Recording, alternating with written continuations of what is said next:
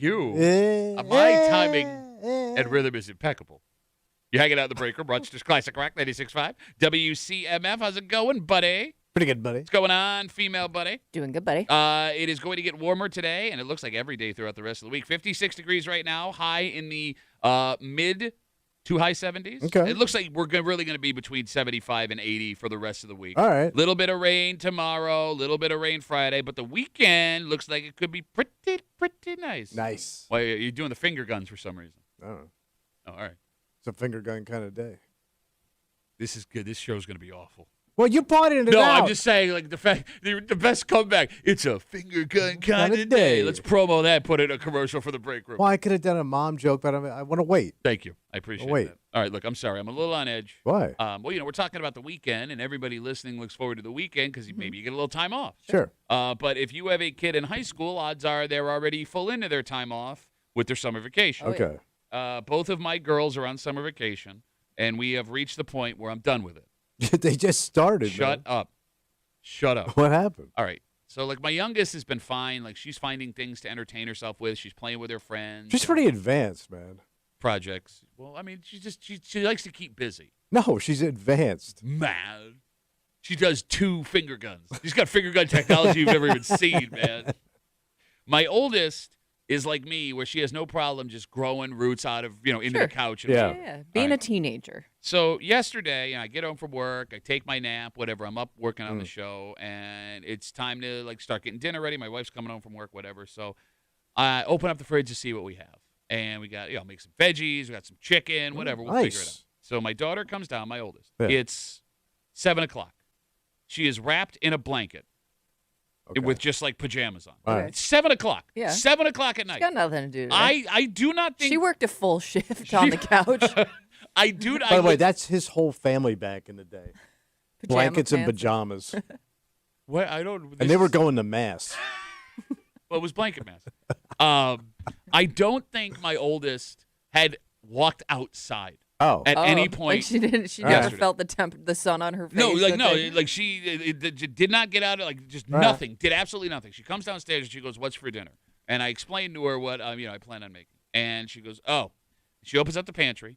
She pulls out a box of Cookie Crisp cereal out of nowhere. All It right. just materialized. Just I didn't cereal. even know they still made Cookie Crisp. Cookie Crisp? Cookie Crisp. It's a little cookie. Cookie Crisp. So it's like a little cookie cereal. Yeah. All right. It's cookies, but they're cereal. All right. So the That food sounds is pretty good. the food is out. Yeah. The food is out. Here's your vegetables and chicken. Okay, but Well, she is dressed for breakfast. okay, Kimmy, I am in the process of making food. Yeah. She asked me what the food is. I tell her what the food is. She goes, Yeah. okay, turns her back to me, goes into the pantry, gets out a bowl, and I'm so shocked by what's happening. I'm not even saying words. I'm just watching her pour a bowl of cereal in front of all the dinner I'm preparing. Yeah. And she pours the bowl, and when I go, hey, what?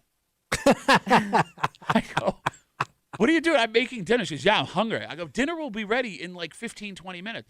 Yeah, I don't want that. And I'm like, I don't care if you don't want that. What? They're You're going to eat what is Well, prepared in this house. She's feeding herself. I'm not running a goddamn diner here. No, thank you. This ain't a restaurant. This is what dinner is. Second, you're not eating Cookie Crisp for dinner when Okay. there's food here. But she already poured the milk Yeah. on So- it. yeah, So too now late. No. I intentionally did not let her get to the milk. All right. But she makes the argument you just made. Would you box her out? No. Not go to the fridge today, kid. I was in the way of the fridge. But I poured the cereal in the bowl. I had the bowl. You can't take the cereal out of the bowl and put it back in the box. All the flavors run out Bro, already. the flavors run out as soon as the cereal gets broken. So, you would have thought, I told her I just shot the dog. Yeah. You got to put the cereal back in the box. It became a 5-minute argument. So you have a cereal stand-up. Okay, but the funniest part is finally she said, fine. So she's intentionally making it as hard as possible Yes. to put the cereal back in the it's some science experiment that was happening while they're trying to develop the atomic bomb. We cannot figure out the technology of how to get the tiny cookies back into the plastic bag inside the box. It's brutal. So then, here's the best part. She's so hungry. Yeah. My daughter is so hungry that she can't wait 15 minutes for chicken and vegetables. Delicious. Right? She has to make the cereal right then. She starts walking away. I go, where are you going? She goes, I'm going out my room.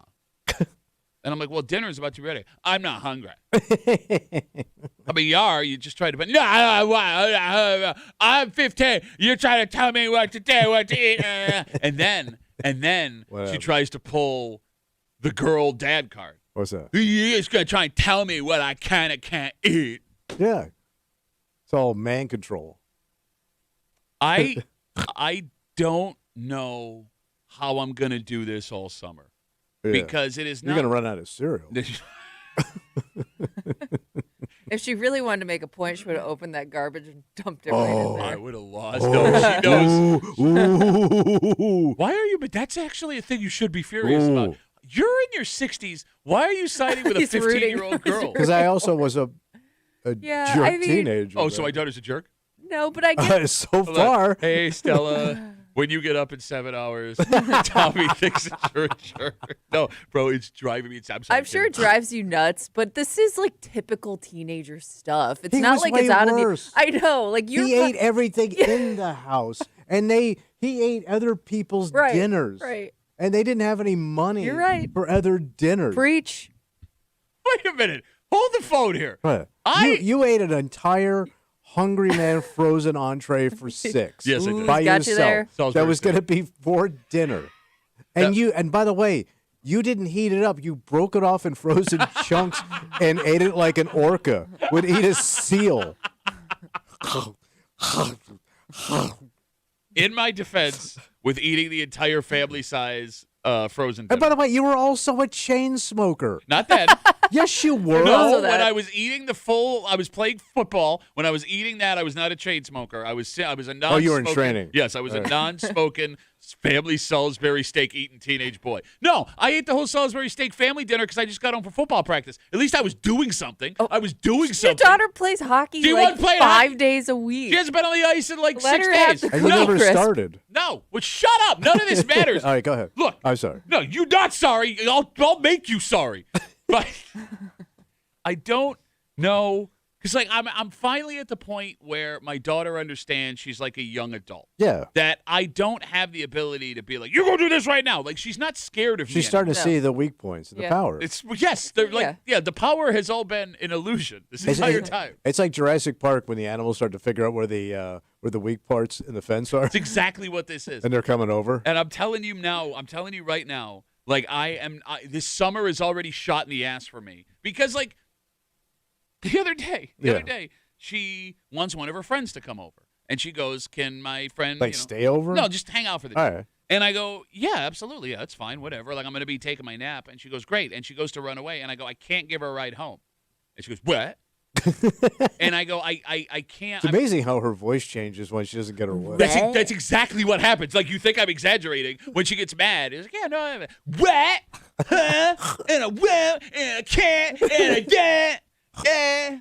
My daughter, like she thinks she's like outsmarting me. Yeah. She thought by me agreeing for the kid to come over that I would drive her back to Greece. Greece? Yes. Wait the hell out there. One of her hockey teammates. And I love this kid, and I would love to help her out, but I got to get the show ready. I got to work out. I got to make dinner. I'm just not going to have the time. Get an orphanage, parents. Yeah, usually like don't their parents come pick them up? I mean, that was just it. Like, if she can get a ride here and get a ride Yeah. home, she's welcome to stay as long as she wants. But I just don't have the time Yeah. to go bring her back. And again, I can't even hang out back.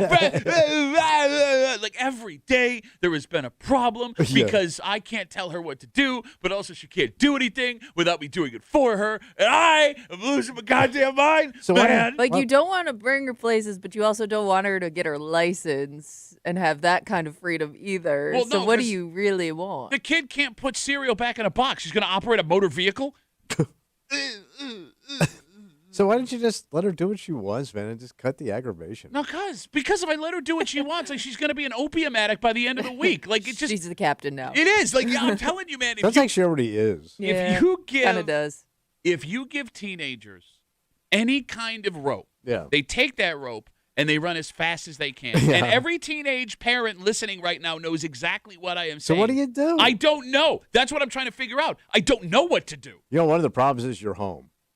Yeah, you are home a lot. Because you're home more than because of your schedule, right? So you're out early and you're home early. Yeah. So Yeah. now you're because I never had like even my old man worked. My mother was home, but she was a pushover. You know Sure, what I mean? sure. So I never had that problem. No, I'm walking through the door. Like if I was in my pajamas all day, my parents would not have known. No. You know what I mean? No, you're right. I mean, we were latchkey kids. I had the same So experience. most people. But here's the thing. Like, now I'm going to sound like an old man yelling at a cloud. No. All right. But when I was in, high school, we went out and I went and played basketball with my buddies. It was a different situation because, I lived around the corner from a park and I had a lot of people my age that were all into sports, where I guess my daughter doesn't have that. So, I had the ability to entertain myself. And not blaming my daughter, we live out in the middle of nowhere, right? So, yeah, I get it. And, her friend across the street has, these activities that she does all day. So, the poor thing is struggling. Let her have the cereal. Let her eat the cookie crisp. I'm not letting her eat Cookie Crisp for dinner while I'm making dinner. Do you know what a slap in the face that is? Where did the Cookie Crisp come from? Like I said, that's news to me. I thought that was one of the extinct cereals. 252 WCMF, 252-9263. My kids are on summer vacation. My oldest is 15. My youngest is 13. My youngest is just out playing with her friends, making herself busy. She's, building Legos and, doing stuff. One needs a hugging and one needs a spanking and one's eating cereal. Cookie Crisp. If she was eating honey bunches of oats, it would be a different argument. You know what she did? Because, no, Kimmy, look, I will give you 1 point. I don't know what I want her to do because the other day I get over. Because you wouldn't have to do all that extra stuff if she could do it on her own, but you don't really want her to do it on her own. It's not either. that I don't want her. It's just I can't. All right. So we have my grandmother, my mom's mother, who passed away when I was in high school. Yeah. She played piano. And she had this old piano that we ended up getting. Nobody else, it kept moving from house to house. And my wife wanted the piano. It's it's legacy. Like a grand piano? It's not a grand piano. It's the one that sits. Busted ones? Well, busted granny piano. Like them upright saloon ones? Yeah, that's what yes. Okay. Why? What piano do you have? None. You have a nun piano. What the hell I want a piano I for? know, I'm not running a saloon in the 1800s. You actually kind of are in your house. You actually kind of are. If I were to break down what happens in your house on a daily basis, it kind of sounds like it's an 1800 saloon. Old, wrinkly, ugly man with rickets drinks whiskey. So we've had this piano forever. Yeah. And my oldest, Stella, she has taken an interest in the piano. Okay. Now, well, that's great. Well, okay, here's the thing. She won't play for anybody else, and she won't, write her own music, which I get, fine. But she'll, sit down and, So was she Jeff Beck? Turns her back to the audience while she prepares her. It's like watching a Steely Dan concert. Right. No, but, she's found, these apps that teach her how to play the songs that she likes from that's the radio. great. It's great. It's great. Except what? when I'm laying down for my nap after getting up at 2:30 in the morning. Yeah, that'd be a tough one to get past. Because it turns out there's no blocking that out. The only time she wants to play the piano is when I'm literally about to fall asleep. So what is she playing? Just like standards? Yeah, like pop music from music she listens to. There's things that she finds online and it teaches her how to play the song, right? So the other day, man. Yeah. It's just me and her in the house. Yeah. It's me and her in the house. I lay down to take a nap. I'm literally about to fall Do you asleep. think she does it on purpose? I don't know. No, because she wouldn't have known that I was about to fall asleep. So the piano starts, and I say to myself, Kimmy, all right, just fight through it. Yeah. I don't want to take this away from her. And it just keeps getting louder and more aggressive, right? So finally, I sleep naked, right? So I get up. You nap naked? Yeah. What do you mean, yeah? Why would I sleep at night naked but nap with pants on? Because it's the middle of the day. What if something happens? I put pants on real quick. How quick? Surprised you don't just sleep in your underwear. Well, no, it's uncomfy. How is that uncomfortable? I'm a hot boy. I'm a hot boy. I don't want to sweat through a pair of underwear. Hot boy, summer in the city. She was playing back in my crack, getting dirty and gritty. Also, when you sleep in your underwear, it makes the underwear. I sleep in my underwear. It's fine. You got weird ass underwear, bro. It's sticking out of the bottom of your shorts. All right. I'm looking at it right now. Yeah, I sleep naked. All right, so I get up, then I put my gym shorts on, and I go, "Hey, honey, listen, I'm sorry, I'm trying to take a nap." And she goes, "Okay." So I go back and lay down, and literally fight like it's a joke. Bing, bing, bing, bing, bing. So again, I go, "Honey." I go downstairs at this point. I go, "Please, I'm trying to take a nap. It's time to play piano." So I go back upstairs. Literally 5 minutes later, she starts again. Aha! I was trying to learn how to play a new song. She's become British for some reason. She's actually Jeff Beck. Pops his head around the door. Yeah, man. This is gonna be. It's like having the world's worst roommate. Summer of Stella. It is the worst roommate of all time. No, it's like having a room. It's like having the worst broke roommate of all time. Yeah, you're right. Because that's what kids and dogs are. They're just a broke buddy that just makes bad decisions. It'd be like if Terrible Time Timmy and you lived together. You're exactly Right. right, except that he wouldn't eat a bowl of Cookie Crisp. No, he he would might. not. He'd have one of the tiny cookies, and then that would be enough for him. It would take him 2 hours to get through it, but he could do it. We have a dynamite. Wow. God bless all of you with teenage Yeah. kids at home this summer. Kind of breaking for you this morning here on CMF. It's Wednesday. You know what that means. Oh, I think we already started with the hate. Yep, Hate Mail of the Week coming at you. We told you a story 2 weeks ago about a bomb threat at Eastview Mall. And if you missed the story, we'll catch you up on everything. And what sucks about a bomb threat is, like, whenever it happens. Well, the threat part. Whether or not there's a bomb, everything shuts down. Sure. Whatever you were doing, it's over. Mm-hmm. And there was a woman who heard us having this discussion, and she got very frustrated. About what? Well, I think the way we were discussing it, I don't know if this hate's aimed at us. I think it's more aimed at the idea of a bomb threat, because she says when you live in fear, you let the terrorists win. And if she was in this Was she situation, W? now watch us drive. If she was in this situation, Yeah. she would have done things a little bit different. All right. And we'll tell you what she would have done. Okay. Hate Mail of the Week just after 8 o'clock here in the break room on CMF, plus a whole bunch more. But first, Tommy. You talked about like 1800 saloon. Yeah. Old-timey stuff. Over the weekend, there was an old-timey convention in the town of Greece. Convention? Let me put it this way. This All right. technology is so old, I didn't even know, Kimmy, it existed anymore. It's especially to this extent. I didn't know there were this many people still involved with it. There wouldn't be a reason to do this. Unless there's stuff we don't know about, obviously. Well, Kimmy, hundreds of people showed up at this thing to share their love of this technology that is not required in any way anymore. Oh. And we'll tell you what it is next here in the break room. On CMF.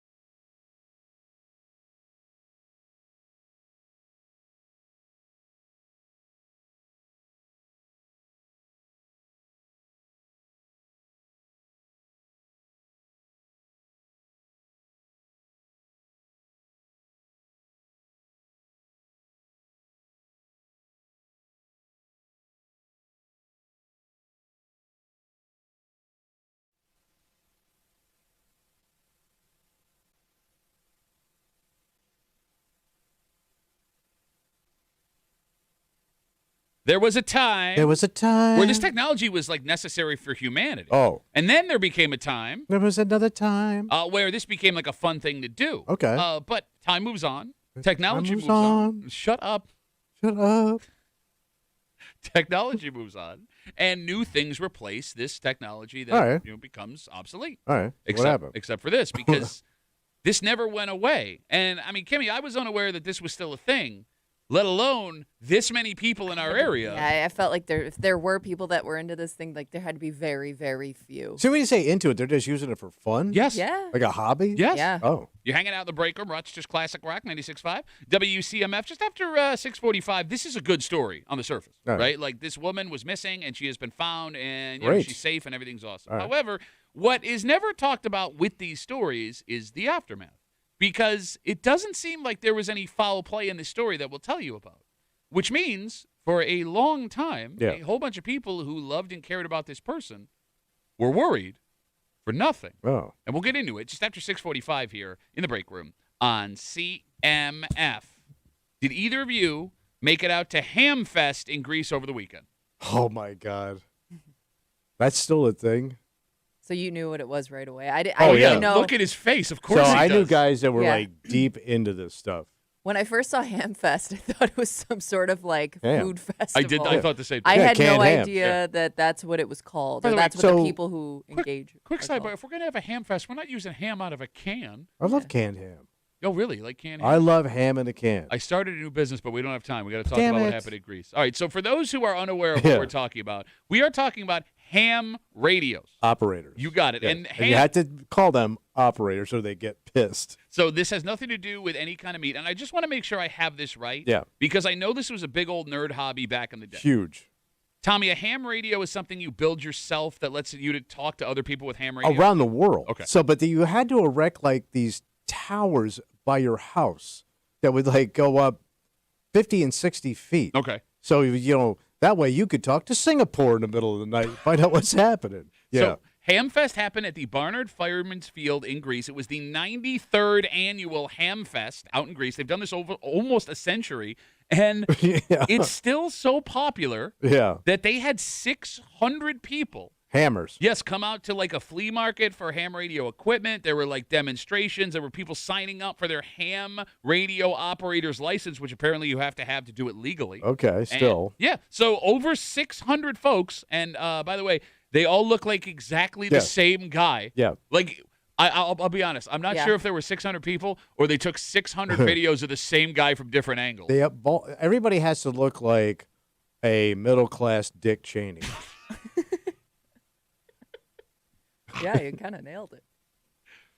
What is the point of still doing ham radio? I never got the point of it to begin with. Well, all right. But like, I get the I feel like I get the point of it to begin with. It was connecting with like strangers. the world. Yeah, and you didn't have that before, right? Like that was like the first time you could like Yes. reach out and meet random Yeah. people, and then chat rooms happened, and I thought that kind of killed And that then your game. phone showed up. Yeah. Yes, exactly. Yeah. No, I mean, because Tommy's right. It's not even chat rooms. When the telephone arrived, Yes. you Also no that. longer needed a ham radio. Right, but I think there was that fear, like I'm gonna get on it. I don't know who's gonna be on it. Okay. You All know, right. kind of the mystery of it. Okay. So we had a kid down our street when we first moved to Florida. He was a ham operator. Okay. He was also a civil defense. Remember civil defense? No. So civil defense was formed like World War II when after Pearl Harbor they thought that the Japanese were going to attack the West Coast. Okay. So they put a civil defense. Like people were like kind of like eyes and ears of what's going on. So they were just watching like the coastline. Civil defense. Gotcha. Right. But it became like a national thing. But this kid down the street, he had the ham operator. He was also civil defense guy. Now we're in Florida. And I know there was like the Cuban Missile Crisis and all this, but that was like 10 years ago. Okay. But he had the car with the logo on it. He was that guy. Gotcha. He was ready. And by the way, he looked like the biggest nerd. Not what I want for my defense. Well, I mean, you didn't have to say the last part with the first stuff you right, said. right. But he had the hat, the whole thing, man. All right, so like if we talk about ham radio specifically, like there was a point in history where ham radio was necessary just for humanity, right? Sure. Like Communication. You needed the ability to communicate with other people. And then when like new technologies come along, Yeah. right? Okay, fine. It's a fun thing in the 19 It's a hobby. Yeah, 30s, 40s, 50s. Like to Kimmy's point, you're able to it's the only way you can connect with Yeah. anybody all Reach around the out world from anytime your you want. house. Yeah. Exactly. But like The point of still doing this today, has nobody told these guys about texting or podcasts? Like, That's what I mean. Like, you would think once, like, the internet became a Yes! thing. Yes! Like, a guy that's using the radio for that reason would be like, wow, this is a whole new world, and kind of ditch the radio part. And what are you saying? Because you're going to talk to someone. You're going to talk to another guy on a ham radio. Yeah. You're both got nothing going on. they're not using the ham radios for bad stuff, are they? Well, like what? Well, like planning stuff. Well, let me put it this way: if I were to Like go perverts or like drug yeah, I deals don't know or which what? one. keep go. I don't think it's drug deals. Looking at looking at these men, unless the drugs are actual ham. Because that's the other funny part about this. Well, sometimes you got to put your pills wrapped around ham to get Grandpa to eat it. Then you got to rub his throat. But like as I'm looking at the photos of this, if you told me today is Ham Fest and you showed me the photos of the men at the thing, I still wouldn't be sure if it was a radio thing or a whole bunch of ham. Sliced ham. Exactly. Delicious sliced ham. I get Go ahead. the point I'm getting at with the whole like. So you think maybe there could be something bad? Well, like here's the thing: if I get on the internet and I want to find certain groups of people for certain reasons. But you got that on the internet. No, but what I'm saying is like it's easy to find me and trace me, and like there are words that I can type certain places where I get like flagged. For where me, yeah. I would imagine with a ham radio that would be impossible. All right. Like unless you're like tapping someone's ham radio, which only the civil defense will do. That's right, buddy. So like I don't know, like it seems to me like people will use technology for things nefarious if they know they can't get Okay, caught. all right. So I'm just trying to come up with a reason why this still exists. there- the dark side of ham radio. Well, I mean, there's a dark web. Is there not dark ham? Is there something to these guys? Forest ham? Sorry. That's okay. Are they doing it like not so much talking on it, but listening? Is there something about like To what? listening to other conversations? Can you listen to like the police blotter and stuff on these things? No, that's a police radio. Look, Kimmy, I was gonna say because I know like there would be guys that would be addicted to that, right? Like getting in on what's going on. I remember there'd be like a big dial that they would like tune into things, and then it would like lock into a frequency, and that's when they would start talking. And Yeah. stuff. I mean, look, here's how we know that ham radio is only guys over the age of 80. Yeah. We've been killing this for 7 minutes. Yes. Anytime we kill anything on this show, the phones light up Oh, immediately. you guys don't understand. Yes. You idiots. Exactly. Idiots. No one's even called to defend the ham radio. All right, here's the thing. Right. 252 WCMF, 252-9263. Again, as we talk about Ham Fest, a ham radio fest, which happened in Greece over the weekend, and you can be forgiven for not understanding what ham radio is. When it comes to technology that just won't die. Yeah. Like, we're all killing this thing. You're killing this thing. Yeah. Okay, fine. You're also a guy, Tommy, who wanted to go see a big-ass train that rolled through town last week. Well, the biggest train, yes, son. But I would argue the ham radio and the train, when it comes to technology, are the same thing. As far as like levels of technology. Well, or- like necessity of the technology. Oh, well, yeah, you're right. You don't need a commuter coal train anymore. But it is cool to look at. Not maybe why, though. It's big. No, but that's the same argument people are going to make for the ham radio. It's cool to talk to someone in another community. But I'm guessing like you're seeing the same, no matter what that hobby is, that whether it's trains or the ham radio, you're seeing the same and talking to the same group of people Not necessarily. every Not time. necessarily. Let's say I got on my ham radio Yeah. and I tuned into, let's say, Singapore, Mhm. right? And I got somebody on there, but it's a teenage girl, and she's struggling with her father right now. And she wants to talk about, what would that sound like? I'm listening in. Yes, Singapore. Go ahead, please. Oh my God, Dad, get out the ham radio. I can't. There's piano in the background. You're hearing What? Cookie Crisp being What? What? Over. I'm having problem. What? Over. Oh my God. What? You're tweaking my board. I guess all I'm arguing is, Yeah. like, my point is, you can't make fun of the ham radio and then argue I should go want to see a giant train. Yeah, I think they're completely There different. needs no. I could argue more for the ham radio, I think, because at least you own that. No, but trains The built train this you're country. seeing for like 10 seconds and then it's done. The Nice family writes us on Instagram. When the stuff hits the fan, you think your fancy internet's going to save you? Get prepping, city boy. You know what? It could be something like that. They could be keeping Hey, it around. by the thinking, way, like, I the love world's that gonna logic. end. I love that logic. The world is ending. What am I going to talk? What? Help! Hey, Help. how's it going over there? Can So you, bad? can you get here from Singapore? Do you have You have canned ham. We're out of food. By the way, I'm looking at the guys at Hamfest. Yeah. None of these men are going to save you. No. None of these men are going to save you because as soon as they run out of cholesterol medication, it's over. It's over. And going back to the train, you argue it's not the same. Yeah. Look, not everyone who loves trains loves ham radio. But everyone who loves ham radio loves trains. Oh, sure. There is no doubt in my mind about that. Get on the ham train. Ham train. People all over the world. Ham train. Does everyone have a dead technology that they still find very interesting? Well, I mean, you think about it, like vinyl came back. Okay. You don't need it, right? No, you're right. Old electronics, reel-to-reel, cassettes, 8-tracks, all that stuff came back. Yeah. The one thing I haven't seen come back yet is the CB radio. Okay, so it's funny you bring that up. Because that was like, one time, that was like everybody had it. Dylan writes us on Instagram, Duffy on WCMF. This is the same as CB radio in trucks. All right, so a CB radio in a passenger car, you're right. Yeah. Okay. But I thought that truckers still use the CB radio. Maybe they do, but I thought they used their technology. Why would you need it now? Because your phone will tell you what's ahead. Well, no, I mean, what's going on. Just the ability to communicate with other truckers that are right next to you. Oh. You get what I'm saying? All right. It's Christmas Carol. Christmas Carol. I don't know, I probably should have done that in a girl voice. Christmas Carol. 15-yard trucker. Driving a truck? What? No, I thought that What are you hauling, cereal? I mean, all you truckers, listen, do you guys still use the CB radio to be able to communicate with each other like in the moment right there? Does that cross over? Can you listen to the CB radio and the ham radio? I know. One is CB and one is ham. I'm asking. I don't know. Is it the same like? I think it's a different frequency. Okay, that's what I'm asking. Obviously, if you would go to ham, no, if you would have went to Hamfest, you would have understood I this. guess you're right. Yeah. You're right. 252 WCMF 252-9263. Let's talk to Igor. It's our first ever Igor. Yes. Igor, congratulations on being our first Igor, buddy. Hey, well, thank you much. You guys are missing the point with the Ham Fest. What's that? It's the conspiracy theorists. They've got all these channels they can go out to, and nobody knows who's talking to who. They're trying to avoid Big Brother watching them. Okay, see, so kind of like what I was talking about. So they're trying to avoid doing it in secrecy, so they all showed up at a park at the same time? 600 strong when to keep it a secret? They're communicating with each other.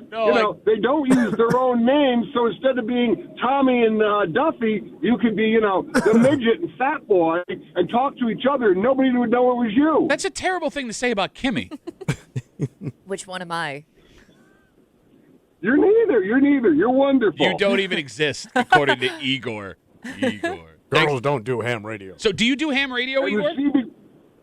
No, but the CB radio was different. It's a different frequency, and they were popular because it was a way for the kids to talk to each other. A way for the kids. This is how old Igor is. CB radio was a way When for they the were kids to everywhere. talk to They each were other. everywhere. When they want to have their rap You session. could walk into Walmart, anywhere, and buy a CB radio, and 10 minutes later be out being I shouldn't say it on the radio, a moron on the radio. All right. So, Igor, how do you feel about the show, I guess, is what everyone wants to know. The what? The show? You guys are great. Keep doing it. Great talk, Igor. He loves morons. Have a good rest of the day. Oh. See, what they do is they get together in secret. That way Big Brother can't listen. No, but that makes sense. It makes sense that you would want, whether or not you're doing anything bad, I don't want anyone hearing. What I'm talking about. What? Hot take I have. I got this new way to get my cholesterol medication half off, and I don't want the government to know about it. 252 WCMF. Let's talk to Cody. Cody, maybe you can help us out with this. What's up, buddy? Hey, I'm the guy that called before. We moved the big transformer. I'm the oversized Escort. Oh, right. Optimus Prime, yes. We have to use CB radio so to stay in contact with the driver. CB radio or two-way radio. Okay, so CB radio still has a function, like a legitimate function. Yeah, okay. It's a must-have. Yeah, and don't tell a state trooper if they pull you over that you're using your phone because that's a big no-no. Oh, okay. All right, but can I tell the trooper I was using my ham radio? If I have a giant. A ham radio is like a base. It's not a portable thing. Can't use it no more bad. You can't put the big aerial up. You hit the two-way radio bridge. to warn the driver what's coming up when you're going through with one of those big loads, which or whatever you're doing. Oh wait, Tommy's mom was there. I'm doing 90-foot telephone poles today. Sure. All right, well, Cody, stay safe out there, buddy. Thanks for the call. I should have known better. You just let it go. Nope, you're right. It's not gonna work. We should have just not gonna land. We should have let the phone be and only taken calls via ham radio. Yes. We got Instagram messages coming in. Duffy at WCMF. Walter writes us, this reminds me in Connecticut, there's a trolley museum. Who cares about old trolley cars? You would go see that. I love you. Anytime I'm in a city and there's a trolley, I always want to take it. Don't you? No. Like an old timey trolley? No. Why would Like in a big city, it makes you feel like it's like the 1920s. Did they outlaw Ubers? You don't get any fun. You Let me don't ask get you. any All right, fun. let me Hey, ask wait, you. hey, I could use this thing that gets me from point A to point B immediately, or I could take a really slow roundabout way that It's has kind 9 of cool. stops. Let me ask you this. Yeah. All right, you're in San Francisco. Sure, you and I sure, are walking around. Yeah. All right. Yeah. For some reason. And the cable car, which is basically a trolley. Sure. You wouldn't go on that. That's like a historic piece of transportation that city is known for. There's songs about it. Yeah, I mean, look, I wouldn't do it as You like insult Tony Bennett if you don't get in that cable car. I would do it to say I did it. I wouldn't do it as a legitimate way to get somewhere. Yeah, but I'm saying it's fun. It's fun. No, okay, fine, maybe, but again, it would. Hanging off motorized vehicles is fun. And you can wave to the people as you're going by. Yeah, nobody cares. Hey, look at me. Nobody. The only Look idiot, at me. I'm not a tourist. I'm going to Hamfest, which could be completely different in San Francisco. Let's take a break. This story is it's a happy ending story, Okay. right? Like everything is good, everything is wonderful, Yeah, fantastic. But what never gets brought up when these stories come to an end Yeah. are the folks that are left. I mean, holding the bag's the wrong word. The folks that kicked off what made this news Well, story in they're the first worried. place. Yes, I mean that's it, Yeah. right? Like you are afraid that this person that you love and care about is in danger. Yeah, it's the unknown. Exactly. So like when there was no danger to begin with, how does that conversation go? And we'll get into it next here in the break room. Let's see about.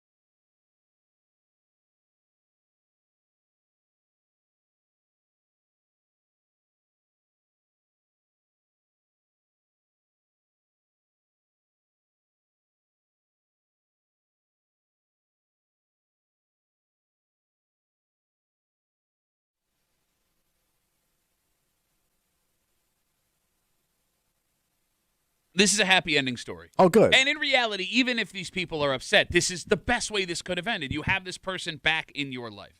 But when it comes to these stories, we never talk about what I guess the consequence of what initially happened of your actions. Yes, exactly. Because, Tommy, you can't tell me that the people that love you wouldn't be upset.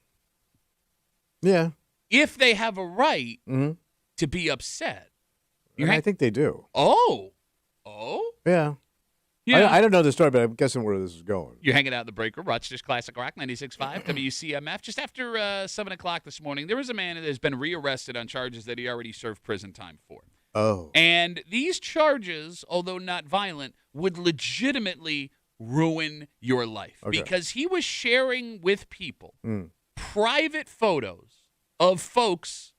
Photos that weren't his, Kimmy. No. And, so he got into somebody's phone? Oh, he did. We'll get into the details of the story. But he sent them to a lot of different people. And someone in this room raises an interesting question. What's that? Yeah. If you had to choose which group of people in your life got to see these, which one would affect you the least? Okay. And we'll get to it just after 7 o'clock here in the break room on CMF. Back in February, police put out an alert for a missing woman. Oh. She's 24 years old. They hadn't heard from her in a while. Yeah. I know. 5'7", 110 pounds, driving a two-door 07 Monte Carlo. Nice. Pretty nice. Nice ride. That's right. Her family, obviously, very worried. Yeah. And because we all live in a Netflix world now, your mind goes to... Yes. Exactly. All right. So March, April, May, Holy June, Christ. all of this passes. She gone. No word from this woman. Wait, they don't see the car? Nothing? Nothing. They do not know where she is. That is until this week. On Monday, police announced that this woman had been found. So she turned up somewhere? Yes. They say she was in good health, and those are the only details we have. Okay. What town in Florida did she go We up? do not have any information. Okay. We don't know. But there is no word about any arrest. There is no word on potential foul play. Yeah. Just that she has been located, and she is safe. And with that, I would like to let everyone know, you are legally allowed to disappear. Yeah. I mean, you're an adult. You can go real world. Yep. There is no law that says you have to tell people where you are going No. or why you are doing it. And if this woman just decided that she wanted to get away Pick up and move. and not answer her phone or texts or anything, she had a right to do that. And it is entirely possible that that happened here, even though her friends and family were worried. Oh, my sick. God. 252-WCMF, 252-9263. If you're in this woman's circle Yeah. and you find out that she's been safe this whole time, is your first reaction relief or is your first reaction anger? Oh, I think it's relief followed immediately by anger. Okay. Yeah. Immediately. But you agree with Tommy. Well, initially relief, 100%. I don't know if anger would come first or like just all the questions in the world, you know? Like I need to know why you did this, where you've been, what you know, why you didn't feel the need to tell me. What if she doesn't or want to tell anybody you? else. What if she doesn't I mean, want to that's tell you? fine, but I'm just saying the first thing that would come to my mind is like all the questions. Like I haven't talked to you in years. What are you angry about? Well, you didn't think like your family is freaking out thinking you're dead? Yeah. Okay. Or worse, like you're trapped in some creep's basement being tortured. I mean, the amount of things that run through my head that have credits at the end of it because I've seen these things on documentaries. You're freaking out. But is that on you for living in a world where you're watching these documentaries on all day, or is that on her for not? But I think that's a natural thing when you think somebody's in trouble. Just watch the news, right? Yeah. Take the documentaries out of it. But right? again, how about those chicks that were locked in that guy's basement in Ohio for like months? Okay. I mean, that's what you're thinking. No, sure, I understand. I mean, for a young girl to go completely dark, no ping on the phone, the car doesn't show up anywhere. Her ham radio, she's not answering it. Yeah, civil defense can't find this chick. I'm freaking out, man. I am so pissed off. Okay. Hey, that's a really good way to get someone to come back and want to hang out with I don't you. want her back. You know what? Keep going, man. Seriously, if this is what you're going to treat your family, goodbye. I think that Adios, aloha, and a steel guitar. I think that might be a natural reaction. Once you have that relief, you know they're okay, and they made that decision, then it's like, okay, at least I know now. And then you move on. Because I don't know if I would be able to forgive somebody like that. Wait a minute. All right. I mean, think of the nights like the parents don't sleep. Yeah. Everybody's worried. They might have spent money trying to find your ass. The community may have come together to like fundraise and look for you, and it's not just your immediate family that's you're just affected. hanging out somewhere. All right, look, all of those things. Starbucks. The phone number is 252 WCMF, 252-9263. All of the things you're saying are logical, but I would also argue all of these things were not necessary because she just wanted to go somewhere and not be found. Okay. And she doesn't, as an adult, owe it to anybody. She does not. Okay. She does not. So then what is the right for you to be angry? Where does that come from? Because I care about you, you should care about me inside the family dynamic. That is not how love works. But it is exactly how love works. No. I care about you, you care about me. No. I want you to say back, I care about you, so you should care about me. You better care about me. Love is not always reciprocal. We raised you. Uh-huh. We paid for everything you had. Okay. And this is the way you treat the family? She's not a Cocker Spaniel. She's a human being. No, the Cocker Spaniel will come home because he knows where the food is. Well, she's got See, food. Cocker Spaniel, smarter than your ass. You dumber than a dog, girl. There are plenty of parents who love their kids that want nothing to do with them. There are plenty of kids who love their moms and dads who want nothing to do with their kids. But it's almost like you faked a disappearance. No. You didn't, but you kind of did.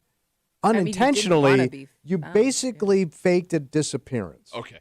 Because you know what you did. You have to know, unless you're the world's dumbest girl. Wow.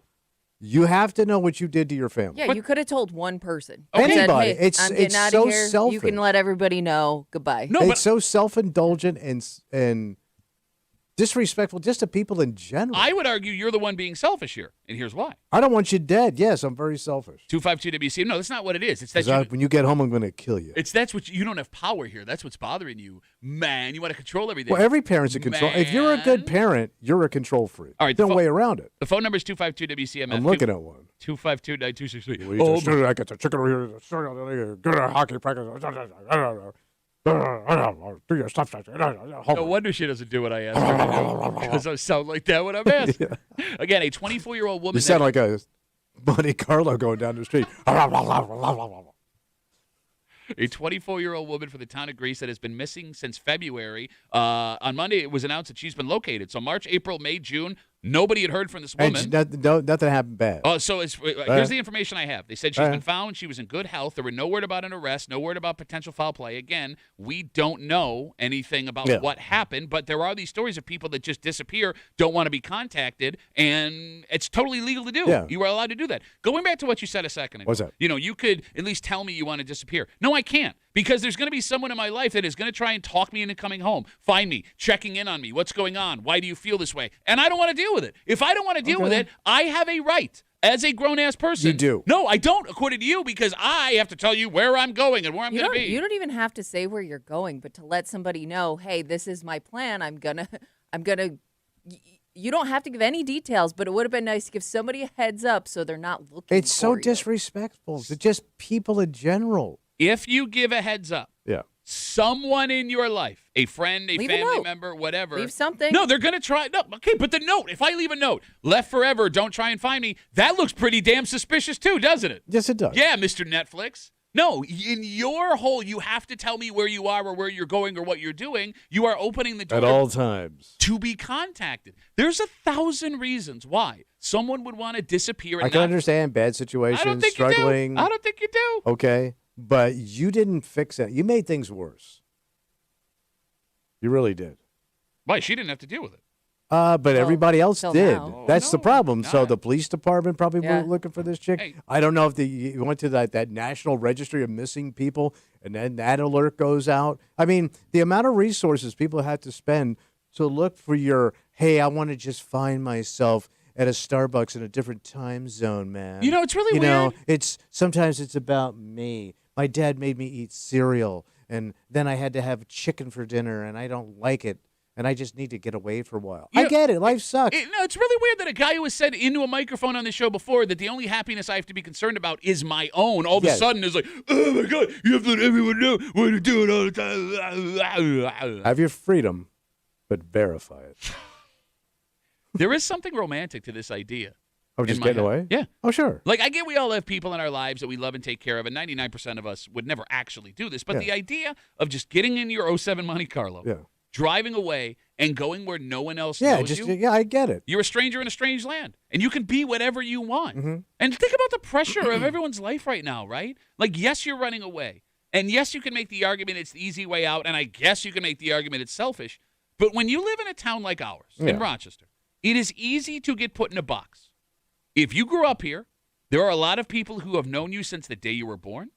You are what you are to them, and that is all you'll ever be. But you're not that to folks in Evansville, Indiana. And you could be the coolest guy ever in Wadena, Minnesota. And if you wanted to go to a big city, you could totally disappear in New York or Atlanta or LA or Hollywood.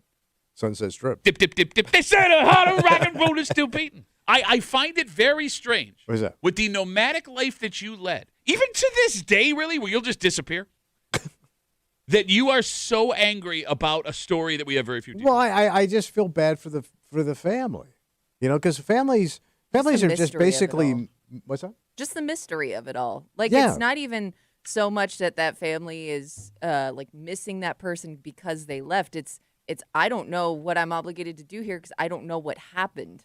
You kind of let people hold in the bag. Oh, okay. You know what I mean? And I'm thinking if she has grandparents. Sure.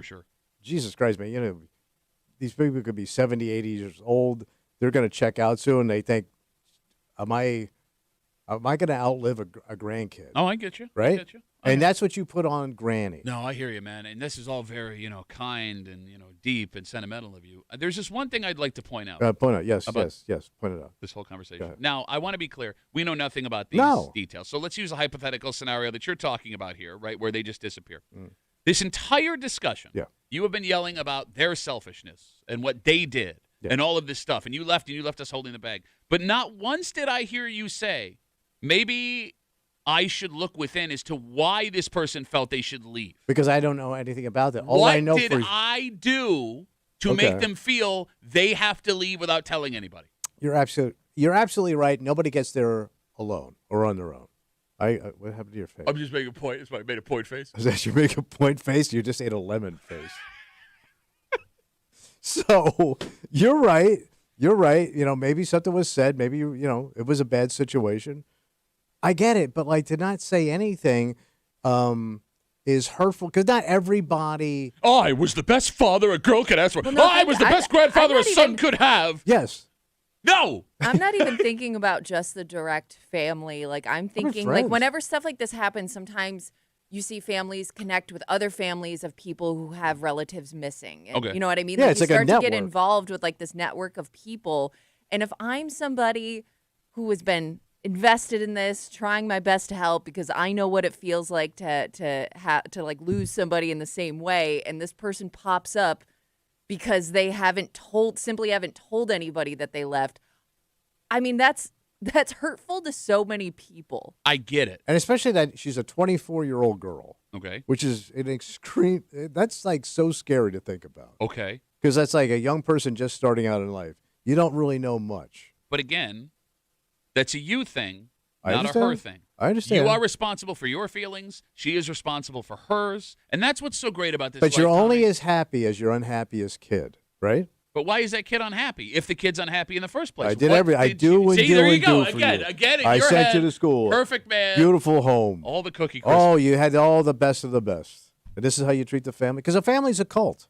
It is. Why would I want to be a part of that? Every family's a cult. Why you're arguing as to why someone should disappear? And nobody leaves the cult. Actually, there's only one way of leaving this cult. Let's stop that. Don't encourage anything. Take a break. Let's go with a man that committed an actual crime. Oh, all right. And we know he committed an actual crime because he's actually been to jail for what he has been rearrested for. So, for the same crime? Yeah, like this. When you hear the details, All this right. guy sounds like he may have some issues going on. Okay. But what he is accused of doing to this victim not only sucks hard, it could alter your life forever because something like this that you keep very private being given to all of these people that he allegedly gave them to. Ugh. Yeah. And when we tell you who got these things, someone in this room is curious, and it's a great question. If you had to choose one group of people that saw this, which one would affect your life the least severe? All right. And we'll tell you what happened next here in the break room on CMF.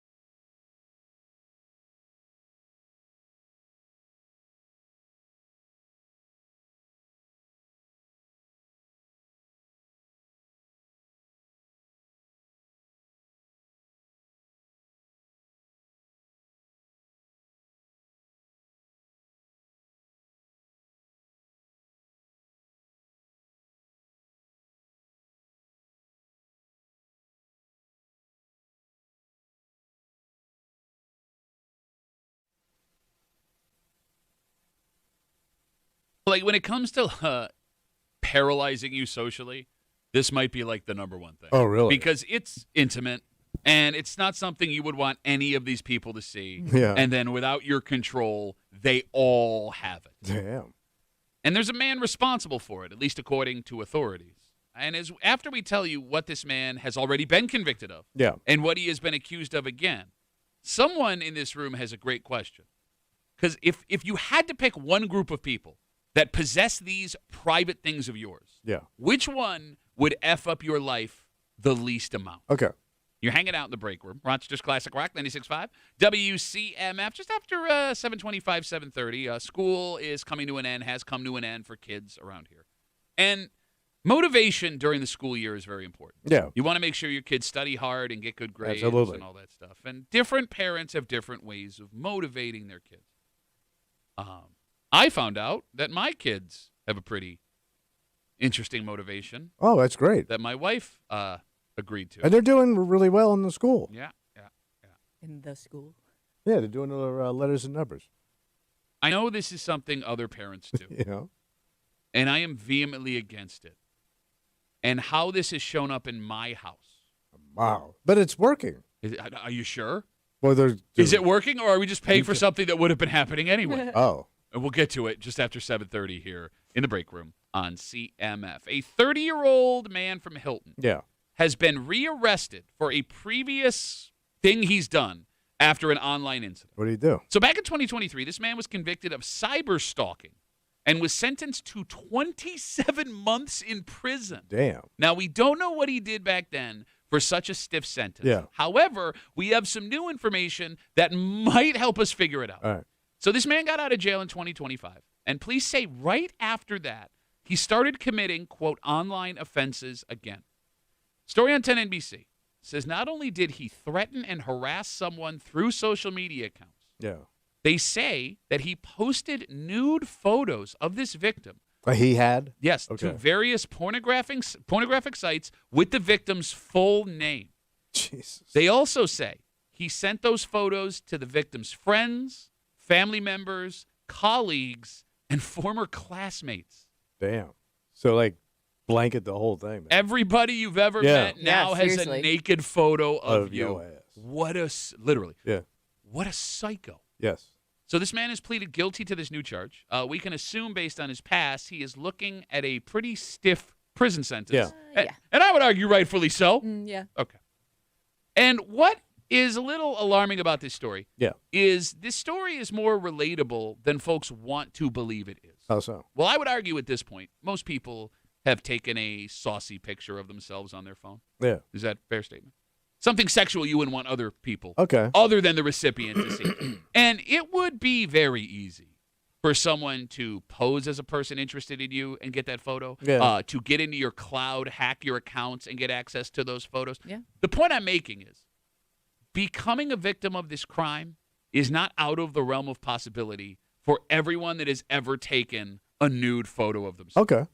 So with that in mind, someone in this room saw this story Yeah. and came up with the most brilliant question of all time. Well, yeah, because this victim had them sent to various groups of people. So, friends, family, coworkers, Former classmates. And I was like, I can't tell which one of those groups would bother me the least if they saw, like, I don't even know how many nudes were sent, but even if they saw one nude, it would bother me. Okay. Your naked body. I know this is hard for you because your naked I body know. is just disgusting and you don't care. We've all seen it. My wife is upset because I haven't had sex with her since I've seen it. But, like, which group would be the toughest to face? Oh, like, I would be. Or, I'm sorry, the easiest to face. I don't right? want them to have. If I knew that they had seen it. All right. So All right. in this story, we have friends, family members, colleagues, and former classmates.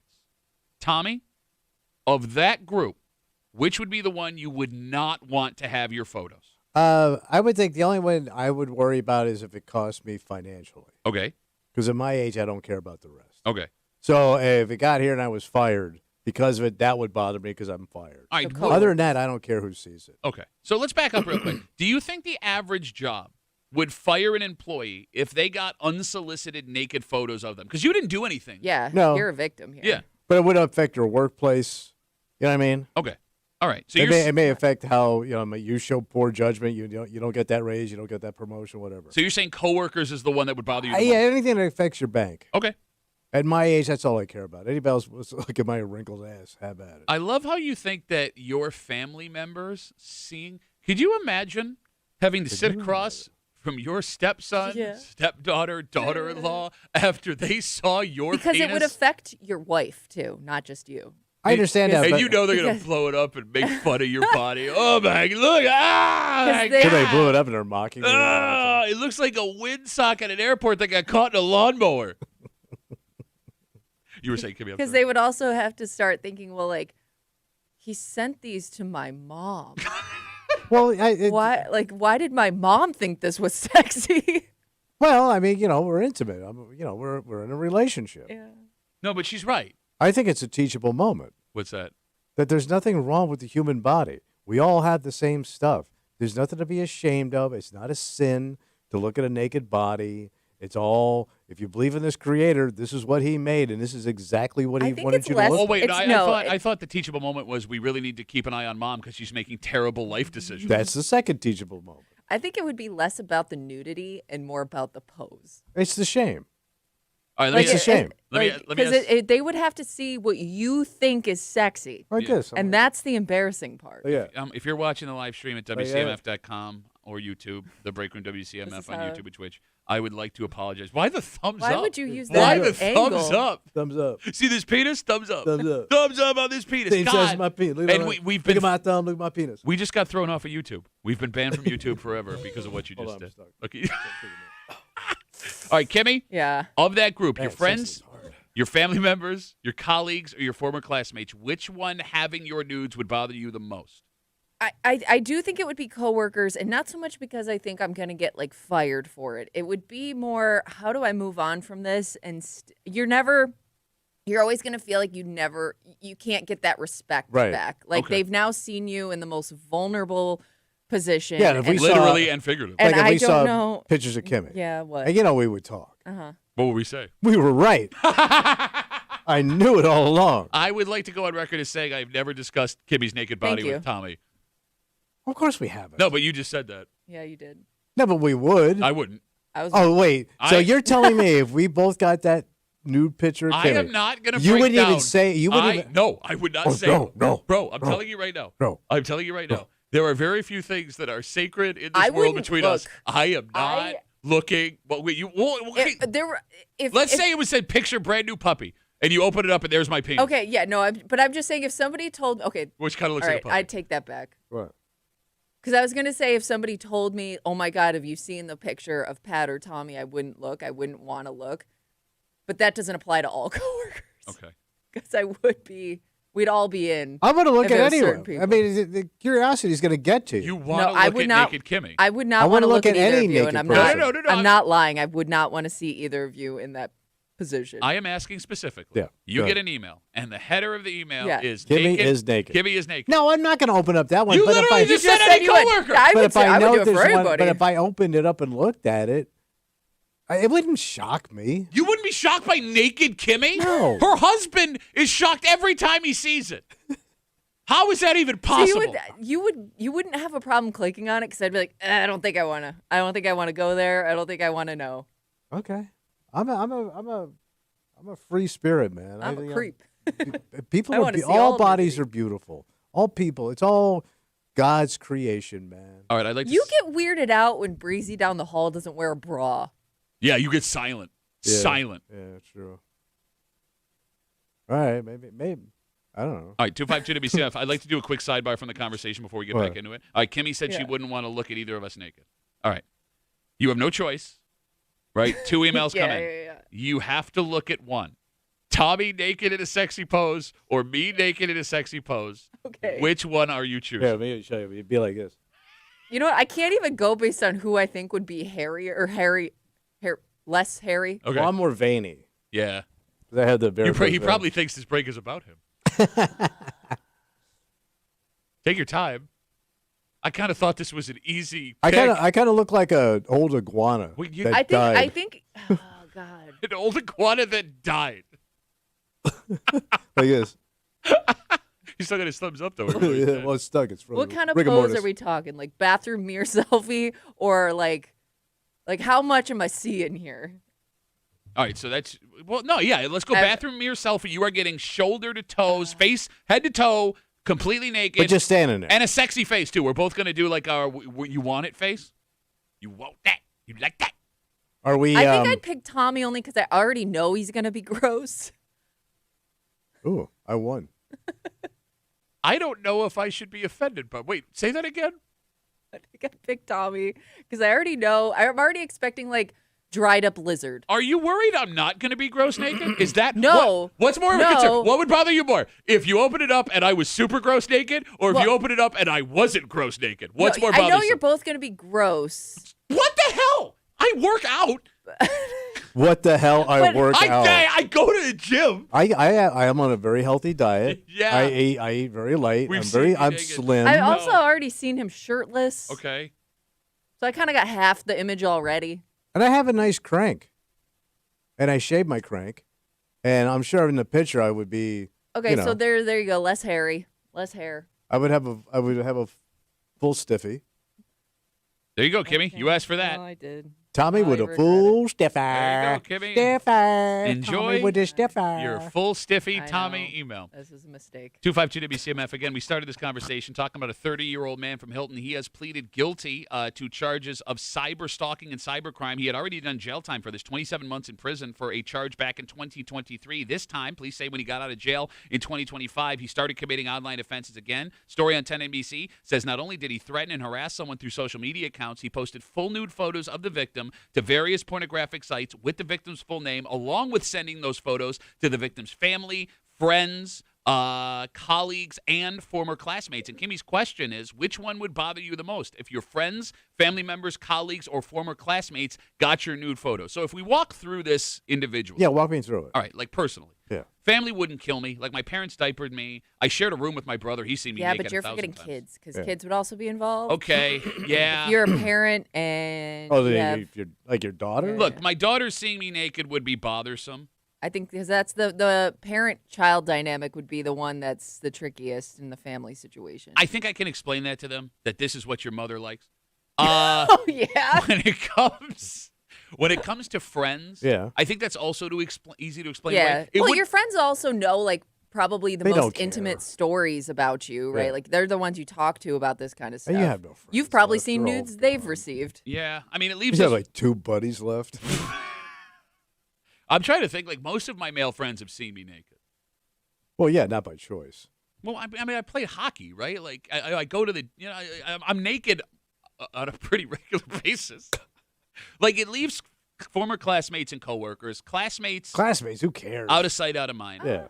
I mean, I do agree with you guys. I think that coworkers would be the hardest, most complicated. Not that I'd worry about my job. It's just that if any coworker got a hold of one of your nudes, it would never die. No. of course not. Even after you left that job, Yeah. Yep. until the people that saw your nudes Yeah. were gone, you would live in history at Yeah. that job. In Yep. nude history.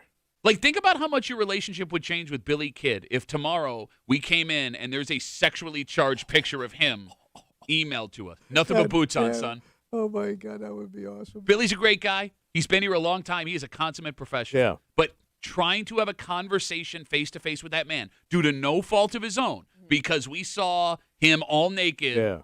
head over boots for you. Literally. He's got the cowboy boots on and 100%. the hat. He's got one of them, a long piece of Straw. grass coming out of his mouth. He's just moseying naked. God, that would be a riot. Like, this is extremely unfair because I would argue sending someone a picture of you in that position has nothing to do with anything outside of you and the person that you sent it to. No. Right. Right? Like, I don't That's think not it. what it's meant for. I don't think it means you make bad decisions. I No. don't think it makes you unprofessional. I think it's a way to keep, things interesting between a partner in these Right. modern. But if it gets out like that, the only spin out of it to me is to lean into it. So wait, no, that makes you look creepier. Yeah. No, but it's What just do like you accept mean? it, laugh it off, make a joke about it, lean into it. Because if you fight it, it's already out there. What's Okay. the fight? They've already seen it. But You can't unsee No, but something. then you So mean- the damage is done. Make a joke. Be self-deprecating. That's the way to deal with it, to me. No, because there are going to be people at your job that are going to be bothered or offended. Then you can't change that, man. That's on them. I mean, they get a vote. I get a vote. I don't know if the way you react to it changes their perspective on it, though. Yeah. No, I think she's right. You know what I mean? Like, maybe it makes you feel better, which is great, but I don't. Well, that's the I only, don't know if that's it the only doesn't. thing I can control. Yeah, Everything else is out of my hands. But it doesn't earn back respect from some people. All right, let me ask you a question. We got Instagram messages coming in. Duffy on WCMF. Steve writes us, why does this conversation sound like all three of you are going to be naked in the studio by the end of this to prove a point? Who's gross now? All right, Kimmy. Yeah. Let's say tomorrow you get an email, you open it up, and it's a naked picture of Moose. Okay. Moose, super sexual. So now I have two? Kimmy? I paid for the first one. Jesus Christ. Living $17. Living in LA is hard, man. Yeah, I know. You don't know if anyone else got this email. Yeah. Do you tell anybody? I mean, I would have to ask. Him? No, like if You would come in. If okay, let's say you guys weren't in the room yet, I open. I'm like, oh my god. And he's on a pogo stick. Is that what a pogo stick sounds like? When Moose is on it, yeah. Okay. I would look at you like to the side like this, be like, so did you guys get a weird email this morning? And okay, but if you ask that question, was there something odd in your inbox? if you ask, and if you said no, I might be like, well, maybe I got something you might want to check out. but you would be the one then responsible for sharing these emails. But I would have to know if I'm the only one that got it. Would you tell Moose if you knew you were the only one that got it? Yeah, I think I'm comfortable enough with Moose to give him a heads up that this ended up in my inbox. In telling Moose that you got this, Yeah. he is now aware that you have seen him naked. Sure, but I think eventually he's gonna be anyways. No, I mean you don't know, man. Who the hell knows? I think I'd have to tell him. If I got a naked picture of you, I don't think I'd tell you if I. Well, if I would want you to tell me. But if I thought I was the only one that got it, I don't think I'm saying anything. It's going to You complicate. have to tell her. It's going to complicate our relationship. Mm. We It already has but because it's- you've yeah. seen it. And so now- that's again. Yeah, and the you're longer fighting it something goes- that's already happened. And the longer it goes, and then I find out you saw it like weeks ago and didn't say anything. Now it's even more awkward. I mean, that's almost cruel. Yeah. I think Almost. I think it would be harder Yeah.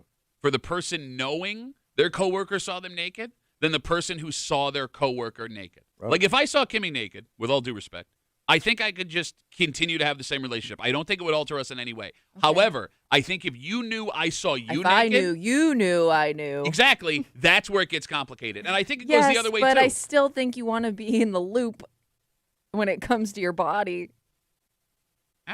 I'd want to know. All right, so if I get a naked photo of you, you want me to tell you. Give me a heads up on that. How do you even have that conversation? Because then I'd also want to know who else saw it. No, but are you Yeah, because it could be out. Yeah. She doesn't know. okay? But how am I supposed to come to you and say I have seen a sexually charged photo? I can't even. Well, you don't do it like that. You mature. How do you say? Ooh, you know what I saw? I saw it all, man. And I got to report it. That's what you're saying. Okay, I'd still rather know. I'd still rather know. What if your husband's gonna find out that I saw you here's the naked? thing too. If I start realizing like people are acting weird around me, I'm gonna like, what the hell's going on? Yeah.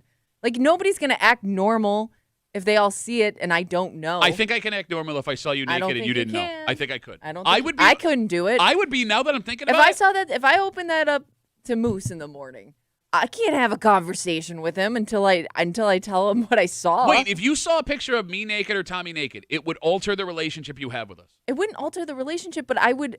If I was trying to keep it a secret, I'd be acting so weird. How do I see your husband face to face again after I've seen you naked? Well, you saw it. Whether or not you tell me you saw it. Yeah, It's but a flash. if It's he just a knows- flash. It's a flash. It's all that happened. No, if the flash was on, it would have been a better picture. There's shadows in places there shouldn't be.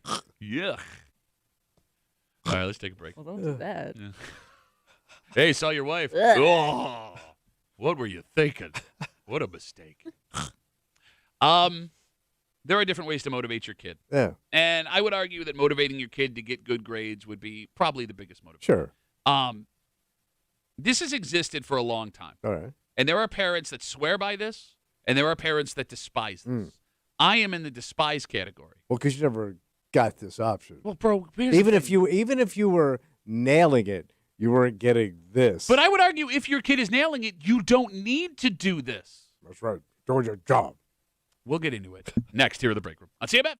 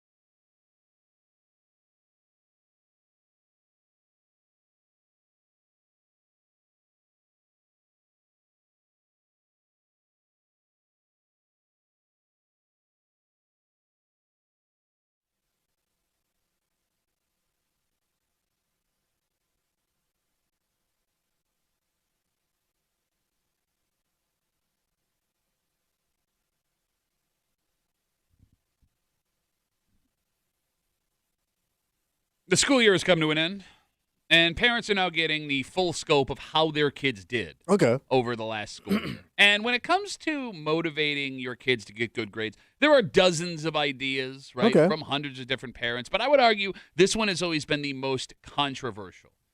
Not only when it comes household to household, but even parent to parent that live in the same household. You're hanging out in the break room, Rochester's Classic Rock 96.5, WCMF. I'll jump right into it. My kids are done with school. And this week, they got their report cards, their final report cards. Yeah. And they did great, and I'm very proud of them. Oh, there you go. Awesome. All right. Awesome, right? Case closed. So Monday night, I walk into my room where I'm anticipating seeing my wife. And I see my wife, and I see my girls, my daughters, and they're sitting on the floor with two pieces of paper in front of them. And everyone gets quiet when I walk in. They got quiet. And they have pens in their hands, and they're doing math. Wow, they're doing like summer math program. It's summer vacation, and they're doing math. So I know this is great. These kids are staying after. No, something's up. Something's up. And when they see me walk in the room again, they shut up, and everyone starts. Why? They're doing math. You don't know what they're doing. I'm sorry. Albert Einstein.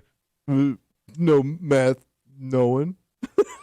So I'm trying to figure out what they're keeping from me. So what's the deal? They won't tell me. They won't tell me what's going on. You're like the T-Rex in the room. Yes, nobody's moving. If you don't move, we can't see it. So I finally get out of my wife that my daughters are adding up their grades to see how much money that we owe them for their grades this year. Wait, it's like a casino, you're cashing out? That's exactly what they're doing. And I found that funny because I didn't know we were paying them any money for their grades. So you had no idea. So apparently my wife signed a contract with my children, which, by the way, would not hold up in court, before the school year started, that they would get paid X amount for each, grade they got above, a B and above. Nice. Right? And my daughters did great. Yeah, so they're oh, man, they're loading up. Yep. I mean, it worked, though. You just said they did great. Okay. And we have a contract. Okay. Again, they kept pointing to the contract. It really pissed me off. I got to the point. It says right here in line 3. I almost wanted to call a lawyer. I will pay for this lawyer to blow up your stupid grade fantasy. And I would look. It's in the contract. Dad can't cancel the contract. All right. 252 WCMF 252-9263. Is paying for your kids' good grades a good idea? I mean, I guess it is if they get good grades. Okay. But you're already paying. Here's what's weird about your situation. Yeah. Because your kids are already doing well in school. Sure. Yeah. I could see, because they don't need to be motivated. No, they don't. Your one daughter loves going to school. Yes, they were getting. Actually, they both do. They're social. They're doing well. Yeah. I would say, for you and I, if they would have said that, it would have worked. Thank you. Yeah. But maybe some kids could use the motive. You know what I mean? I'm not going to pay. You're already achieving this. All right. Everything you just said is why paying your kids for grades is a bad idea. But let's say you got a kid that's like a C, and you want to get him to an A. Yeah. And you wanna, no, I said like a C average. Yeah, no, I don't know why you're yelling at me. You're the one that said it. Your kid's such the a nice C. C, not the bad C. Not that C's are bad. C's are good. C's are very good. We need C's. C's get degrees. Oh, yeah, they do. Oh, yeah. They do. You just illustrated the problem with paying kids for grades. What? If your kids are already getting good grades, you're paying them for doing something they're already doing. Right. If your kid is not getting good grades, I would argue that no amount of money is going to encourage them to work harder because it's such a far distance for them.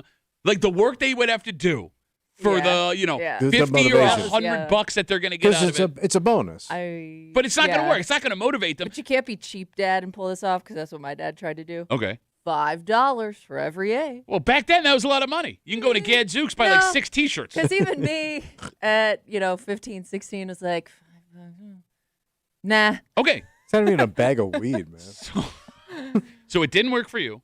No. Did your parents ever try to pay you for No, because he was already paying out the wazoo just to get me into school. Okay.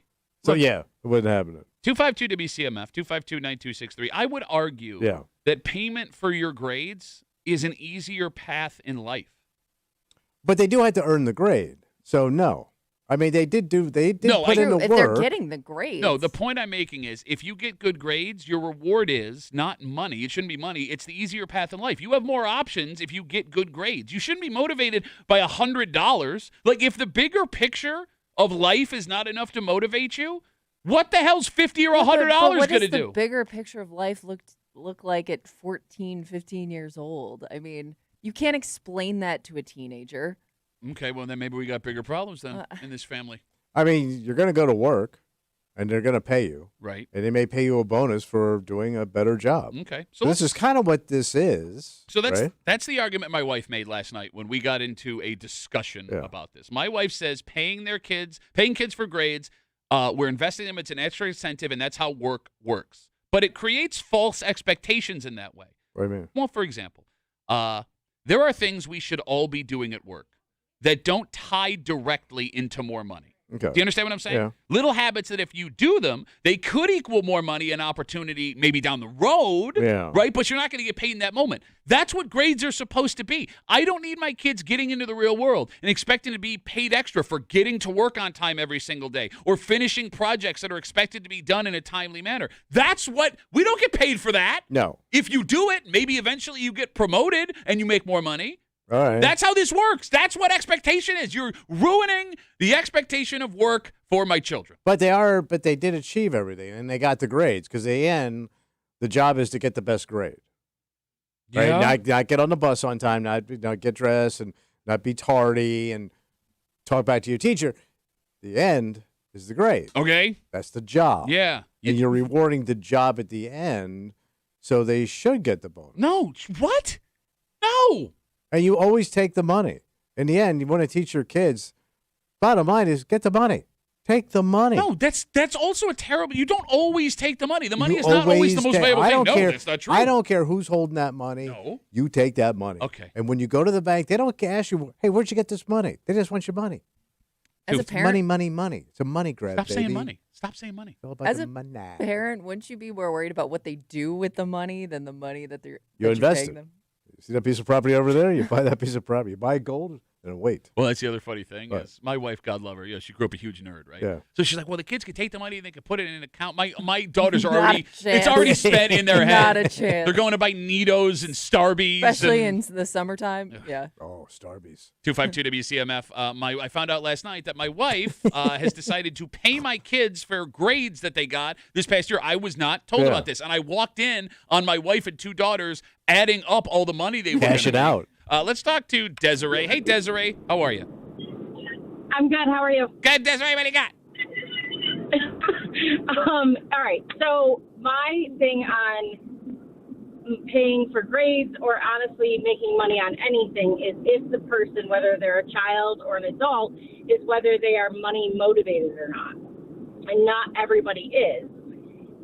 So especially if the person is already doing everything that they're supposed to be doing, offering or bribing, for lack of a better word, more money for doing what they already should be doing and are doing. Like your girls, they're good students, they're already getting a good grades. That's more like a participation trophy than it is like a motivation. Yeah, yes, I agree with you. How is it a participation trophy if you got straight A's? You should be doing that. Because you would have gotten them anyway. Yeah. Yeah. Right. Now, right. Yeah. Now, for a person who one might think that doesn't exist, but it does, then that's not going to help anyway.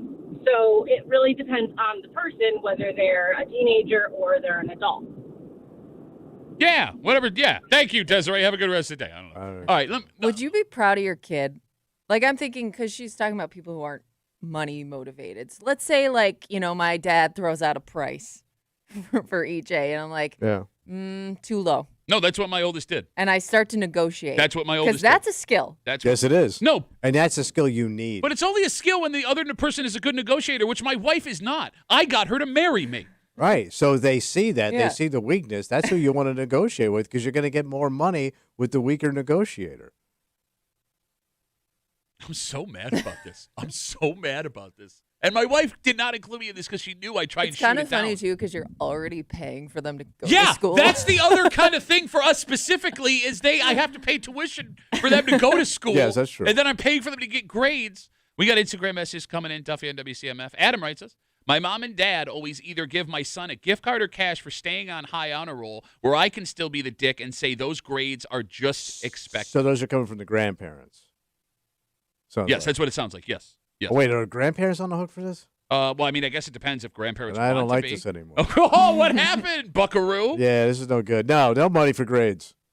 Jake writes us, What? I like the idea. You can use it as an opportunity to teach them to budget and make that all the money you're going to give them the entire summer. Lord knows that's not going to happen. Look, that's a great idea in theory, but if your parents, if your mother, in a hypothetical situation, is a sucker enough to give them money for grades, she's also going to be a sucker enough to give them more money when they spend $200 at Starbucks in a week. I love this too. Like this whole, pay them for doing the job they should be doing. Yeah. Let me ask you a question. Go ahead. If you went home to your wife Yeah. and you said, listen, honey, I did not cheat on you this year. I'd like $500. Ooh, I like this. What do you think she'd say?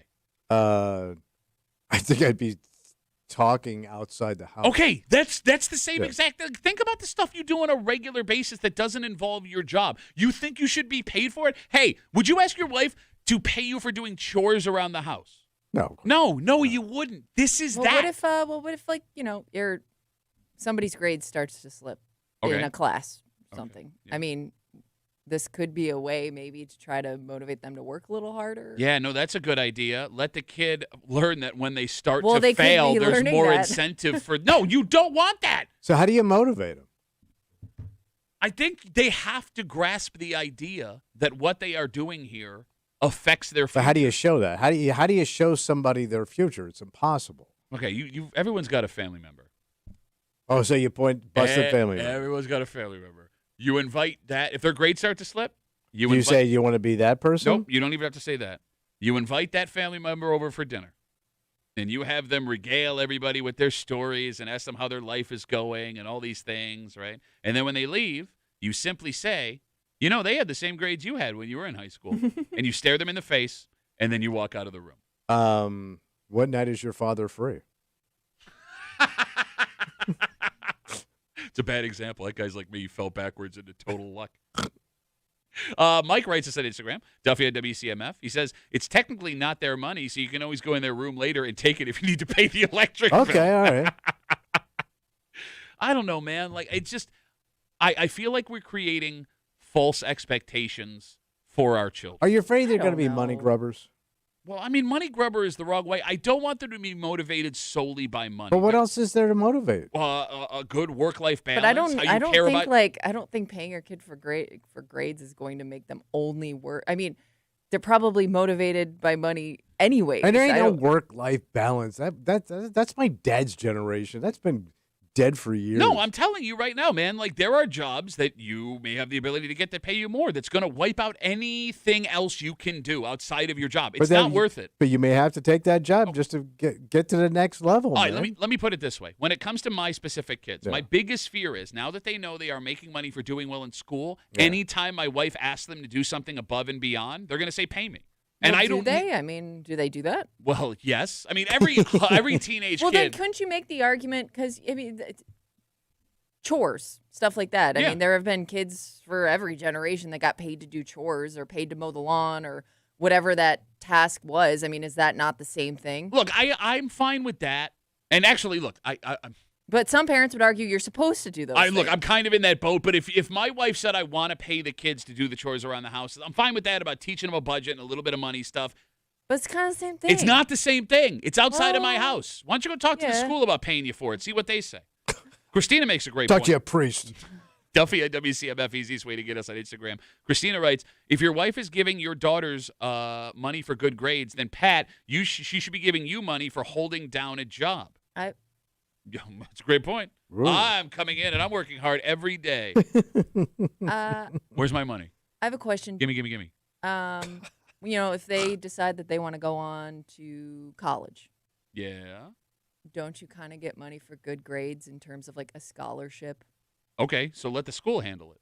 Okay, but I'm just saying like that's the same concept. Okay.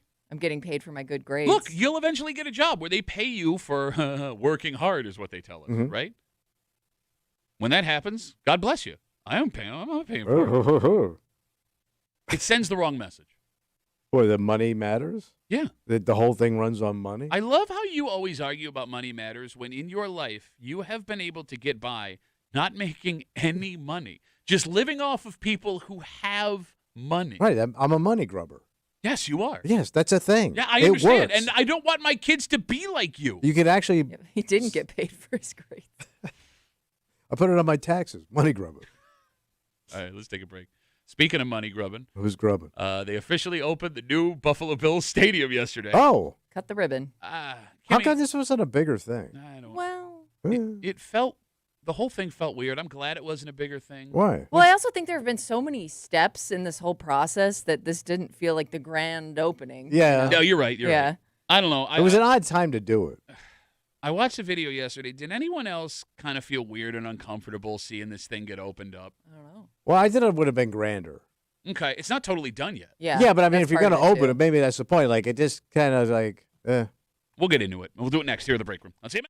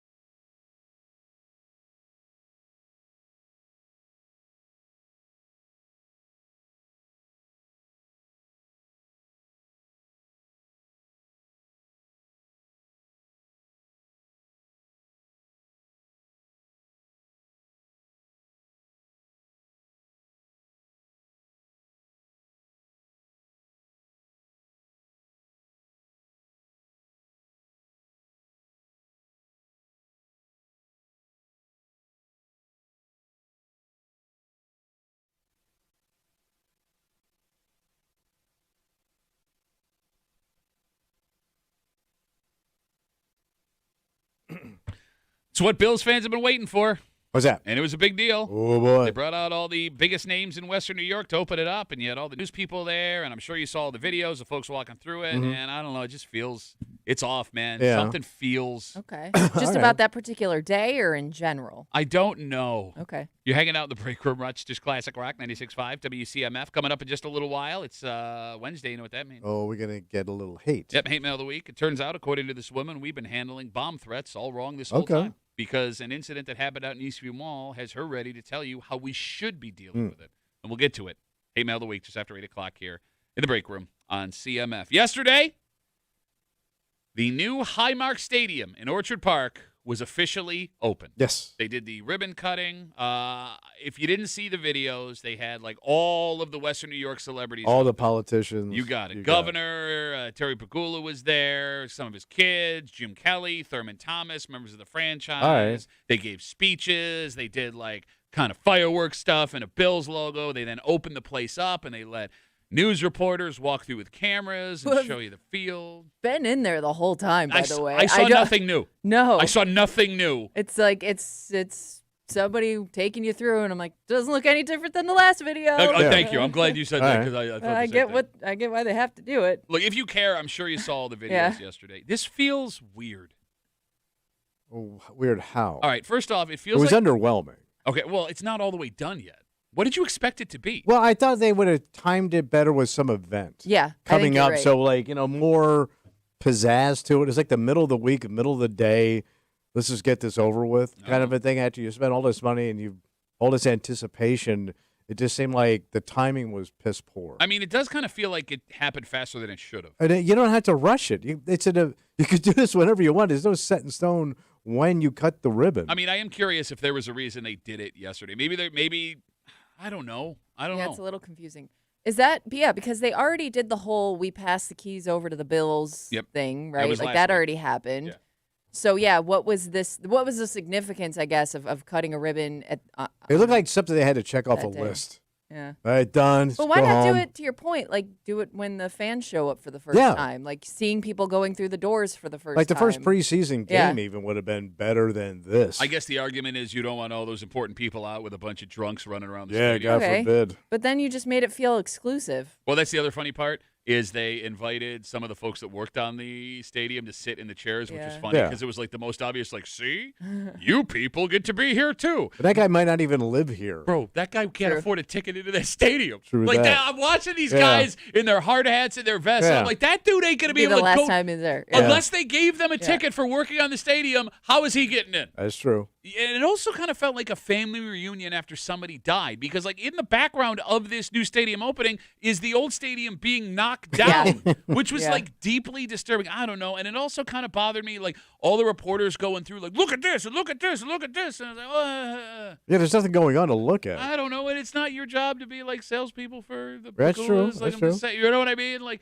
it's a $2.1 billion stadium. We found out yesterday that the Pagulas raised $263 million in PSLs. Can you Google that for me real quick? Just on the seat sales. Yes. No, that's not seat sales. The licensing. That's just the licensing. Okay. I believe the number was $263 million They'll buy you nothing. some yacht fuel. It will. It will. Yep. $263 million. 262 and change. So let's go with 262. Yeah. Bills fans spent $262 million on nothing. Yes. Absolutely nothing.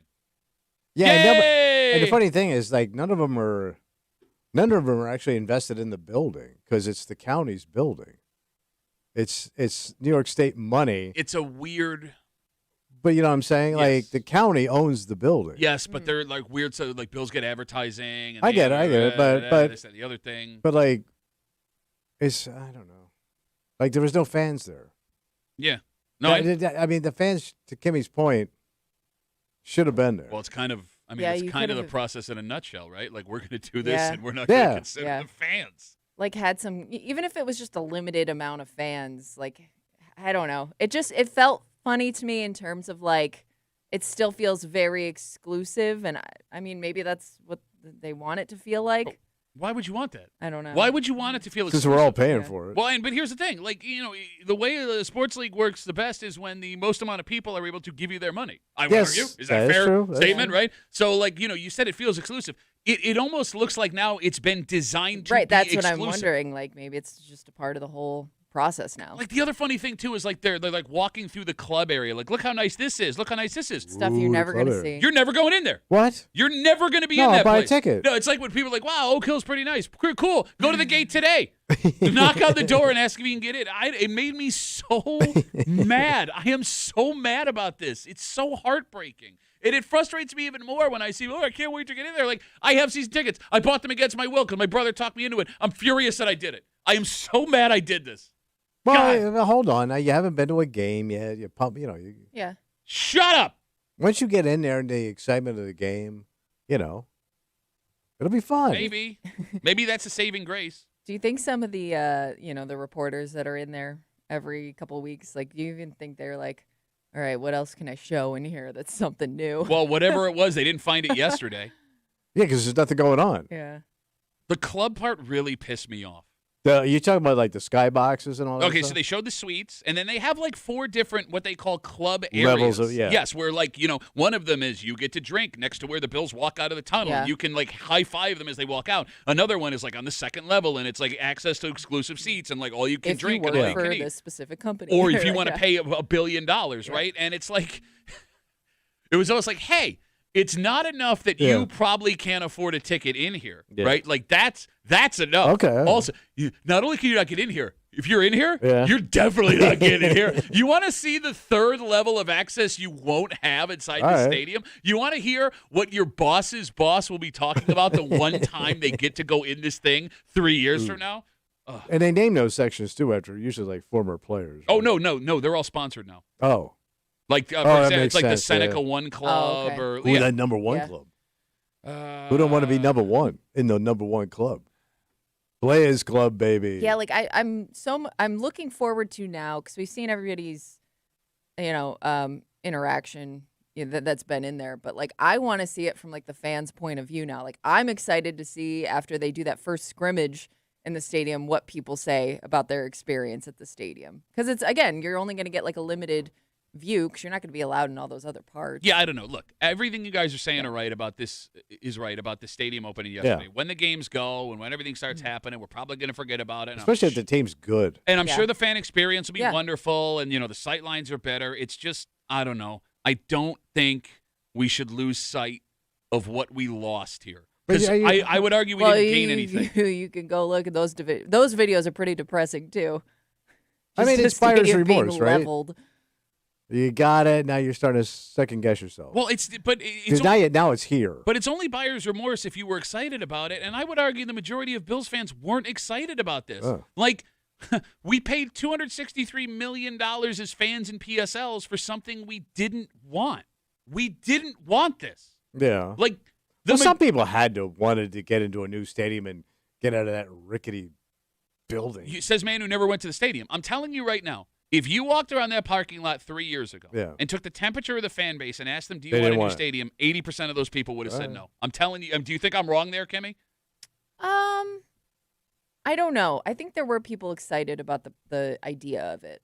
I don't know, like, once it started happening, if that changed. Look, just get in there and put a smile on your face. Enjoy the goddamn game. Can I be honest with you? Good. My biggest fear is when I am walking in opening night, that Thursday night game, that I'm gonna be mad, not excited. And and watching that video, the videos yesterday, now I'm like legit. Yeah, but now it's gonna be Thursday night. All the high. And it's the first. Is it the first or the second Thursday night game? It'll be the second Thursday. Oh no, first Thursday night. Nope, second because it's the First one on Prime. No, because I can't. Yeah, First one on Prime because they did the first one on NBC, right? maybe. I always said NBC got the first one, then they switched it over to Prime. But I think this year they're not. Fitzy's gonna be out there. You're gonna have a ball, man. Gonna cost you. Who boys are gonna cost you? We had something, and we paid to let it go. Well, too late now. Yeah. Enjoy. We're gonna be parking on it next fall. Go Bills. Let's take a break. It's Wednesday. It's 8:00. You know what that means. Go Bills. Go Bills. I got a hate mail. I'm going to write hate mail of the week next week. Oh, they're going to say, oh. But this week, What do you got? it turns out we've been going about this emergency all wrong. Oh. Because there was a bomb threat at a mall 2 weeks ago, and we'll catch you up on that story if you didn't hear it. But a woman heard us discussing it, and she got mad. I don't know if she's mad at us. I don't know if she's mad at the process of how all this works, but she is here to tell you if she was where that bomb threat was. Yeah. Oh, let me tell you something, buddy. You going to give it what for? Oh, it's going to be a little bit different. Things will be a little bit different. We'll get into it. Hate mail of the week next here in the break room on CMF.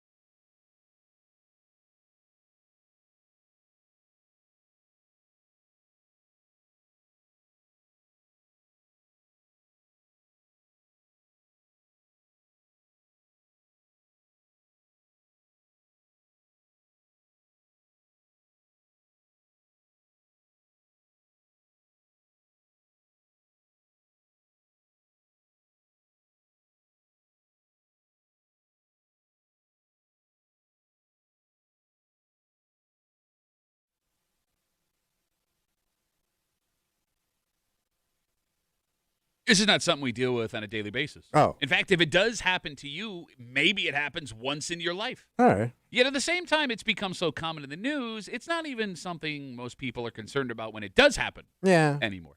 And that puts us in the strange spot we're in today. Because this is potentially super dangerous, while at the same time being a massive waste of everyone's time. And there is one person, Tommy, buddy, who simply won't stand for it anymore. All right. It's Wednesday. It's 8 o'clock. It's time for Hate Mail of the Week. You're hanging out in the break room, Rochester's Classic Rock 96.5, WCMF. And about 2 weeks ago, we told you about a situation at Eastview Mall. June 8th, 6:15 p.m. The Ontario County 911 got a call saying there were several bombs on the mall's property. Jesus. I know. Scary. Yeah. Authorities sprung in action. They evacuated shoppers. We heard from Jace, who was there at the time, said that they were going to check out, and all of a sudden, police came in and said, get out right now. There was nothing you could do. Just get the hell out. And in came the bomb search team. And the good news. The good news. Thank you. What part? Nothing was found. There was no danger. Right. The bad news. The mall was forced to close early. Some workers potentially missed out on hours that they needed. Yeah. Right? Folks shopping wasted their night not getting what they were there to get. And Tommy, bomb threats, they're not common. No. Right? Like, you're not going to see this like once a month. But at the same time, they're also not rare. No, I mean, we read about them around the country. Right? And they show up on a regular basis at random places. So this story we shared 2 weeks ago was enough to put one of our listeners over the edge. Because that person calling in the bomb threat, Tommy, they have power. Oh, yeah. Power they shouldn't have. Power we can take away from them. If we all decided that the next bomb threat, we were going to do one specific thing. Oh. Actual physical letters sent through the mail telling us we suck, telling us how to deal with terroristic threats. Sit back and enjoy some lady hate today. Ooh. Hate Mail of the Week. I'm so sick of hearing another bomb threat story that disrupts people's lives, gets all the attention, and turns out to be nothing. If I were in the mall that day, I wouldn't be leaving. You can't make me leave. This is public property, and I'm here for a reason. I'll go when I'm done doing what I came to do. When we evacuate for these bomb threats, all we're doing is giving weirdos and psychos power. Loser weirdos who didn't even make a bomb to hurt people. All of these bomb threats turn out to be nothing. I don't remember a single time a bomb has gone off in the 25 years I've lived here in Rochester. We don't have to live in a state of fear because that's all this is. We're being trained to be afraid so we can be controlled, and I'm not going to let some loser from their mom's basement control me. Sincerely, Christina. Christina is hot. Yeah, but she ain't taking it. No. She ain't taking it at all. No. She's broad at the shoulder and narrow at the hip. She's got two sets of lips. God, come on. Didn't need that last part. All right, so off the bat, for safety's sake, before we get into the bulk of this conversation, she is very wrong about a lack of bombs in the greater Rochester area. So just a few months ago, east of us, there was that bomb planted in a vending machine in a business office that went off. That almost took down a building. Thank God no one got hurt. Some miracle. There was also that story last year, 2 years ago, where a person in a fight with their neighbor loaded their mailbox with explosives and detonated it. That happened. That was the first one that came to my mind. Then there was that story like 3 years back. There was a man arrested for throwing multiple bombs over multiple nights into a guy's yard in the city of Rochester. He did that over and over again. He was blowing holes in the yard each time while leaving letters for the guy's neighbors, letting them know it was going to keep happening until this guy paid a debt he owed him. Like, that's literally the definition of bomb threats that included bombs. Not to mention the countless people who have accidentally blown themselves up in the last couple of years. Yeah, the accidental bombing. Yep, in the greater Rochester area, making explosive devices in their garages and sheds. So to say that the bombs don't exist is incorrect. All right. But we have a little history. Yeah. But her point, Tommy, most of the time when we see a bomb threat, it's false. Yeah. Most. And she's just simply not going to pay attention to She's not going to let her him life. win. Yeah. Do you agree with her point? No, I'm getting the hell out of that goddamn building. Yeah, I don't want to find out if this is the one time it happens. Yeah, I don't need that in my life. All right. Because, like, there's one fatal flaw in her plan to both of your point. All right, well, there's a few, but let's start with the most obvious. What if you're wrong? Yes. What if you're wrong that the bomb threat is fake and there isn't? Because you could be wrong. You could be wrong. You could and be then wrong. It's too late. Yeah. Like, maybe this is a false alarm, and maybe this is going to be a waste of your time, and you're going to be inconvenienced, and your night or day is going to be ruined. I would ask, as being a risk versus reward show. Yeah. Is that worth a roll of the dice? No. You want to roll them dice? Because you're only going to get to be wrong once. Yes. Ah. Yes. Thank you. And past, if you are wrong, Yeah. the risk of severe injury or death, your lasting legacy would be you're now the idiot. Fake. Yeah. You're the idiot that you were warned there's a bomb here and you didn't leave where the bomb was. You hung out. Yeah. It's like if I stood in front of you and said, I'm going to stab you right now with this knife. Yeah. And you said, no, you're not. And then I stabbed you. Yeah. You hung out for it. Right? Yeah. Because like the story's not going to be man gets stabbed. The story's going to be man is told he will be stabbed and then is stabbed. Man doesn't listen. Yeah. The other flaw in it was Christina's plan, To stand your Yes. ground. Yeah. you're being a massive pain in the ass to the folks just trying to keep you safe. Oh, Yeah, yeah. and you could be, hurting somebody else's chances of getting out or to safety if Thank they you. got to worry about you. Thank you. Like this bomb threat at Eastview Mall came in 911. Yeah. It was communicated to the cops. It's not their job to clear the place and make sure that, right? They don't want to throw you out. They're not there to inconvenience you, right? They also don't want to search for a bomb. Probably not something that those people wanted to do. But if you refuse to leave, you're not sticking it to the bomb threat guy. Yeah. You're sticking it to the people there that don't want to get exploded. Because whether you leave or not, bomb threat guy sitting at home. Yeah. Cops working. Yeah. Right? So are you not backing the blue, Christina? Ooh. Is that what you're telling me? Look at that. But the biggest flaw in this woman's plan, Yeah. and I'd like to read you a quote from her letter. Go ahead. Quote, if I were in the mall that day, I wouldn't be leaving. You can't make me leave. This is public property, and I'm here for a reason. I'll go when I'm done doing what I came to It's a do. very Yeah. old man take. of Actually, this, there is a flaw in that statement. No, that would be what? public property. Thank you. Yes. Public property. Yeah. It's private property. It's like the Yes. most private Yes. of private Yeah. property. That's why all them names are on there. Yeah. There's a gap. and Yeah. stuff like that. It's not like, it's not like the New York State Park of the Gap. Right? Like, Oh, the Department of Cap? Yeah.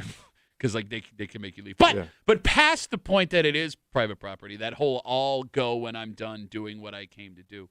You know who else has a say in that? Yeah. The folks checking you out in that store. Yeah.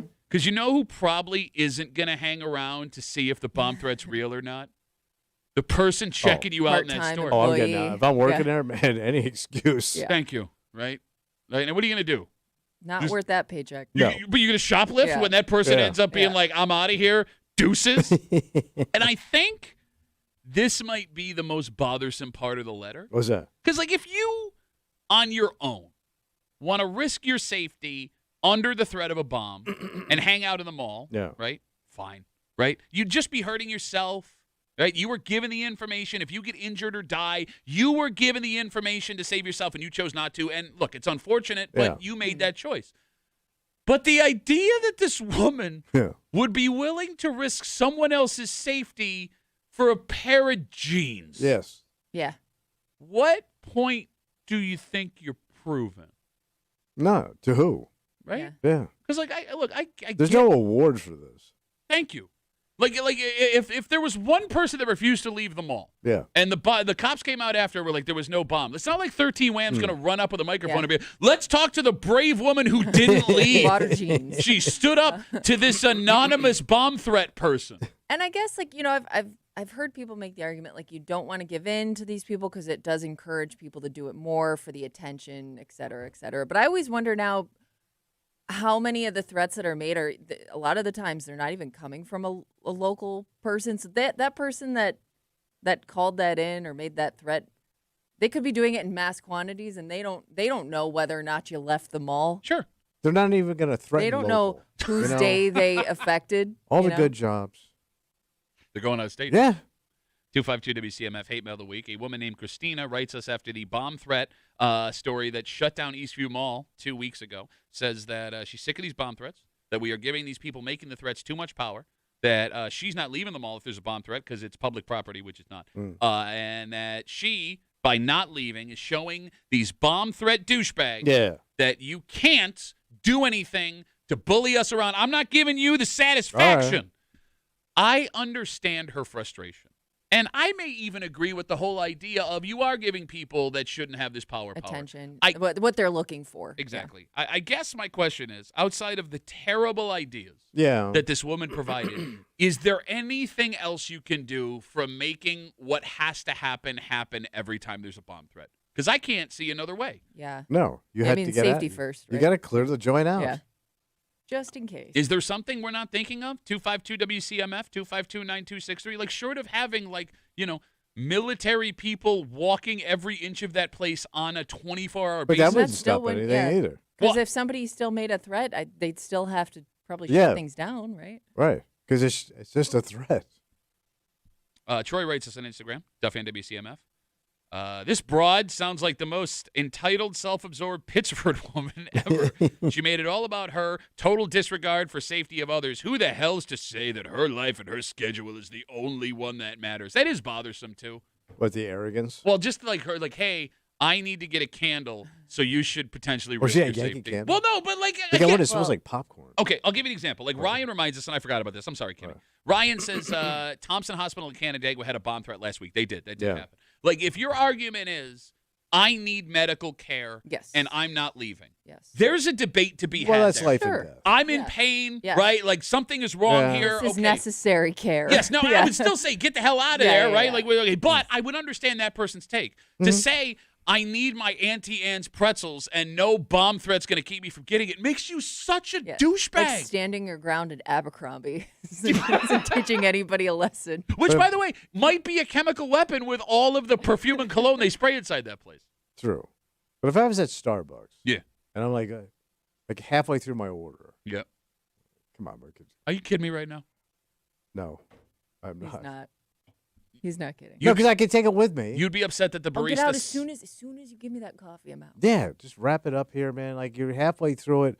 Just dump the milk in it, and I'll go. No, I won't even I won't stop at the sugar station. How do you agree with everything we were just saying? I do. And then become this woman at the end. Because all coffee is local. Starbucks is not local. No, but it is to me.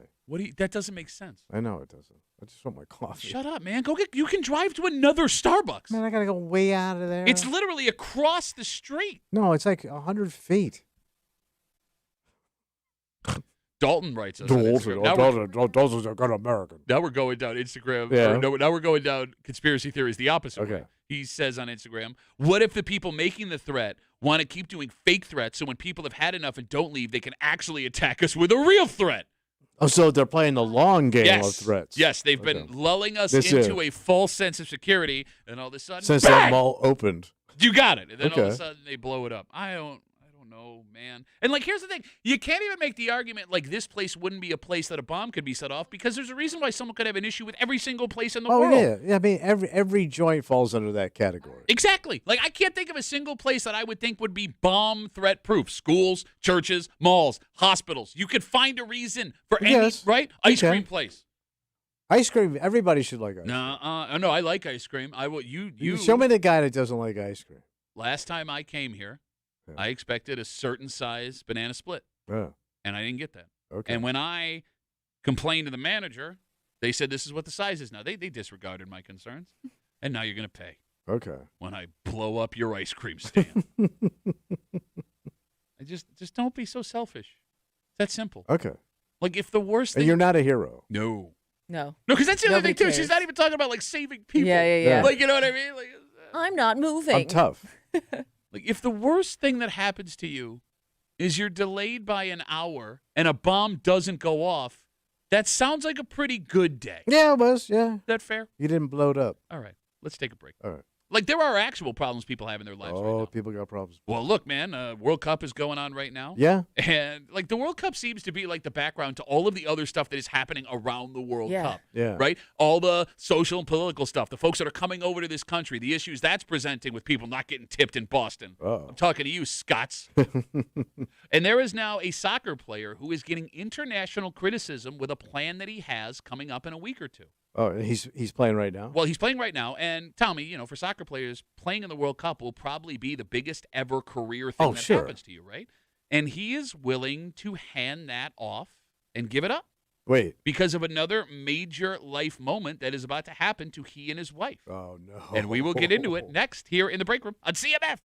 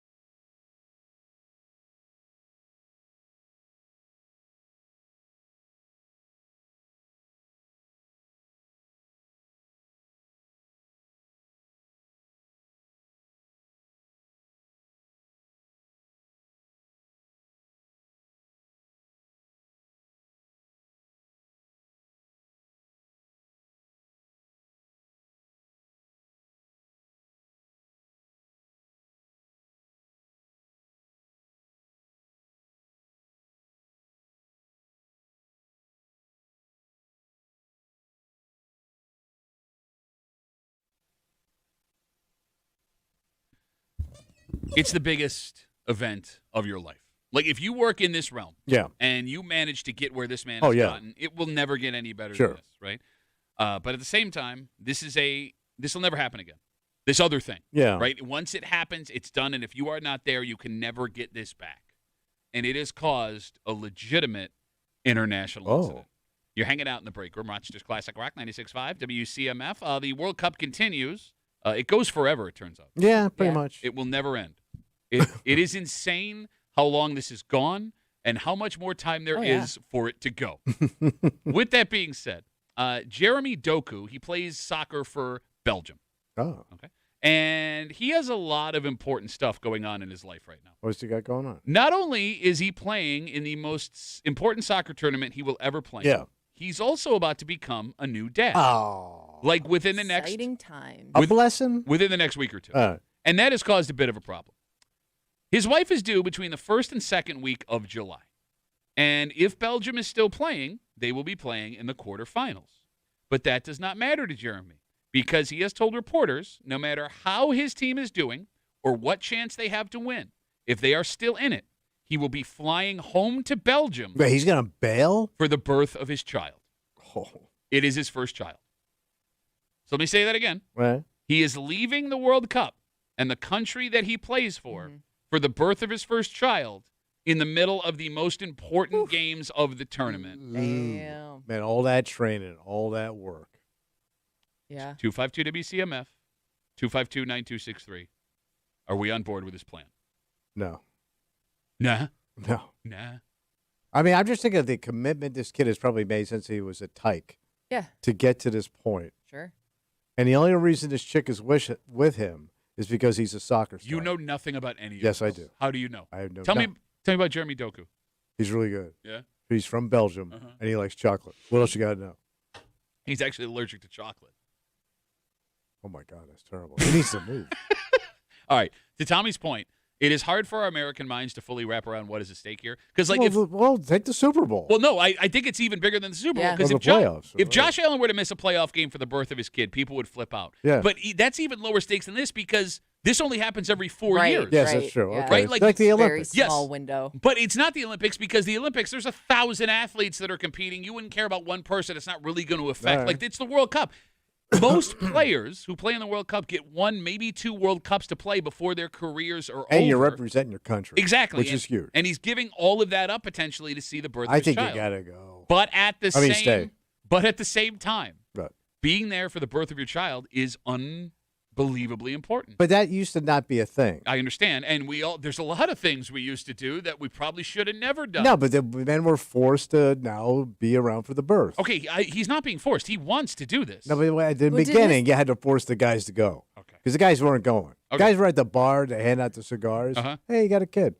Did he have the kid already? No, she is due the second week of July. It says I think she had it. Oh, she had it early. On Monday. No kidding. He left. Yeah, it says so he missed their Belgium's out. Their team's draw on Sunday. He would have scored that goal. Wait, they had a so 0-0. Oh no, I'm sorry. He missed it on Sunday because of a respiratory illness. So she hasn't had the baby. And he was cleared to. No, it says the Belgian Soccer Federation congratulated Jeremy Doku on the birth of his son on Monday. But he says he's gonna fly back to London. Or he flew back to London so he could be with his wife, and now he's going to be back before whenever. Okay, whatever so he did leave the World Cup for the baby. Sounds like it. He left this week. My apologies for not having the updated story. Whipped. It sounds like it just happened. So. Whipped. Totally whipped. Okay, man. Kimmy. You hang with your boys. Kimmy. Or some kid you haven't even met yet. I'm saying the word Kimmy. Are you okay with the decision he made? What do you think, Team Girl? Why don't you ask? Why don't you let her answer the question? I mean, man. Why can't you get a respiratory illness? You know what? I was trying to think of it from like that future kid's perspective. Okay. Would I want to be the reason my dad missed a World Cup? And Belgium I feel lost. Or drew. And Germany invaded. And I don't know. Like, I don't know what the better story is. My dad wanted to miss that for me, or my dad went on and, had this, I don't know, I guess you don't know if they're going to win or not either. So I don't know. I don't think it would bother me. What if this kid grows up to be a huge disappointment? Wait, he had a Tommy Muley? Look, in this case, he is an entire world away from his child. Hypothetically, let's Yeah. go back to the idea that they were going to play in a championship and she was due, right? Like if she was going to have the baby when she was supposed to, and Belgium were to play in the championship game and go on a heater, he wouldn't meet his first child until 2-3 weeks after they were born. It's not like it's a 2-hour flight away. You guys do this in the Army and the Navy and everything all the time. And God, by the way, I understand like in combat zones, there are folks that'll miss there, but even the Army and Navy have programs where they will fly you home for the birth of your child and fly you right back. That does exist. I think you got to put in for that. Okay. And God forbid something gogoes wrong with mom or the baby and you weren't Right, there. right. You would That's the never forgive yourself. It's going to be fine. That's not true. What are the odds? Not higher than you think. Belgium? I don't know. I don't know anything about Belgium birth safety. But here. I'm guessing they're doing pretty good. Okay. Philip writes us on Instagram, Duffy on WCMF. You know, I brought up Josh Allen. Yeah. He writes, Josh Allen would never miss a playoff game to see his child be born. You sure? You sure? It's been pretty involved at this point. Yeah, I mean, like, would Bills fans be angry if you missed a playoff game? Oh, you know they would. I mean, that would be wild because he is. Because you're going to lose that playoff Yeah. game more than likely, right? He's key to it. So let's say he goes. Wait. Kyle Allen.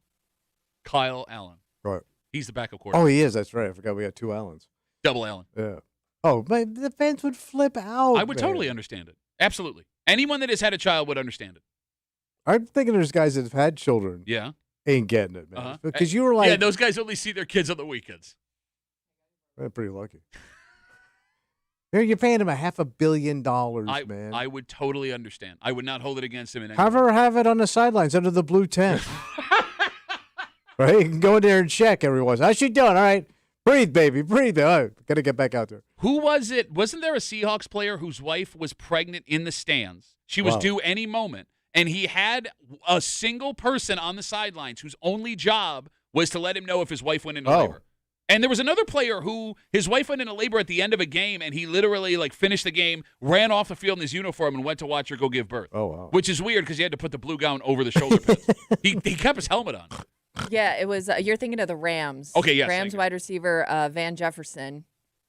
His wife went into labor and had to be taken out of the stadium on a stretcher in the middle of the Super Bowl in 2022. And as soon as the game was over, he Yes, screwed yeah. and got the hell out of there. 252 WCMF, 252-9263. Let's talk to Ben. Hey, Ben, how are you, buddy? Pretty good. How you guys doing? Good, man. Good to hear from you. So for me, I honestly don't care what the situation is. You have to go to your child's birth because not like, Tommy's mom, where you could just jam that kid right back up in there and have a redo. Jesus Christ. And there's room for a 2-bedroom condo. You guys having a good time, are you? I am actually, yeah. Oh, I'm having a blast, Tommy. So years ago, I worked for a limo company, and it was when I was expecting my first daughter, and I was at the hospital. The day after my daughter was born, my boss called me. He's like, so when you coming back to work? I told him, I'll call you when I'm ready to come back to work because I waited 9 years. I waited 9 years to have my first kid, so that meant the absolute world to me. I understand. I'm with you 100%, Ben. Yes, We're in that's just agreement. my perspective. All right, Ben. Well, thanks for the call, man. I appreciate it, man. Have a good one, guys. Oh, you too, Ben. Good Ben call. don't play. I mean, here's the funny part about this though. What about the second kid? Same situation. I don't even get the second kid. Just in general. Hold on. I'm What do sorry. you mean you don't get the second kid? I get. You want to bring a life You into were the this world. fourth, by the way. I know. But, you get the first kid, 'cause you want a kid. But, Like, if the second kid doesn't matter, she's right. What's that make you? You're a doorstop with a face. I don't know. 252 WC. I'm sorry. Let me just recap real quick. Jeremy Doku, he is a Belgium soccer player. Now, we didn't have the updated story, but up until 2 Seems like, days, yeah. it happened yesterday. Happened over the weekend. Okay. It sounds like. And then he flew back Monday. So his wife was pregnant. She was due the first week of July, which would have been during the quarterfinals of the World Cup. His plan was, if she went into labor, he was leaving. He was going to leave his team behind in the most important part of the tournament and go watch his child be born. And JT writes us on Instagram, and he brings this up. He's right. What's that? There was a French female commentator Yeah. who crushed him over this. She had to apologize. Yeah, not only did she have to apologize, like the entire television network had to like do like this whole massive like, we are so sorry, we don't believe in what she said. Da, da, da, da. She's gonna lose her job over She it. basically said, "What are dads good for, anyways?" Yes. Is essentially what she said. I mean, you're just kind of standing there. You're like a lamp. But she said it in French, so it sounded classy. Le lamp. 252 WCMF. Tommy says this guy should be going. Doesn't understand what's the point of dads. I love how you're making fun of her take when you had that exact same take. Let's talk to Jeremy. Hey, Jeremy, how are you, brother? Le Ben used to drive Le Limousine. I'm going nowhere. Listen, you know how we're supposed to respect everyone's individuality and everyone's opinions and, you know, everyone's choices in life? Sure. Why is this one of the last ones that we seem to question? Fathers leaving or not leaving for the birth of their children. I don't understand this. Like, this seems to be one of the most important events in a lot of fathers' lives.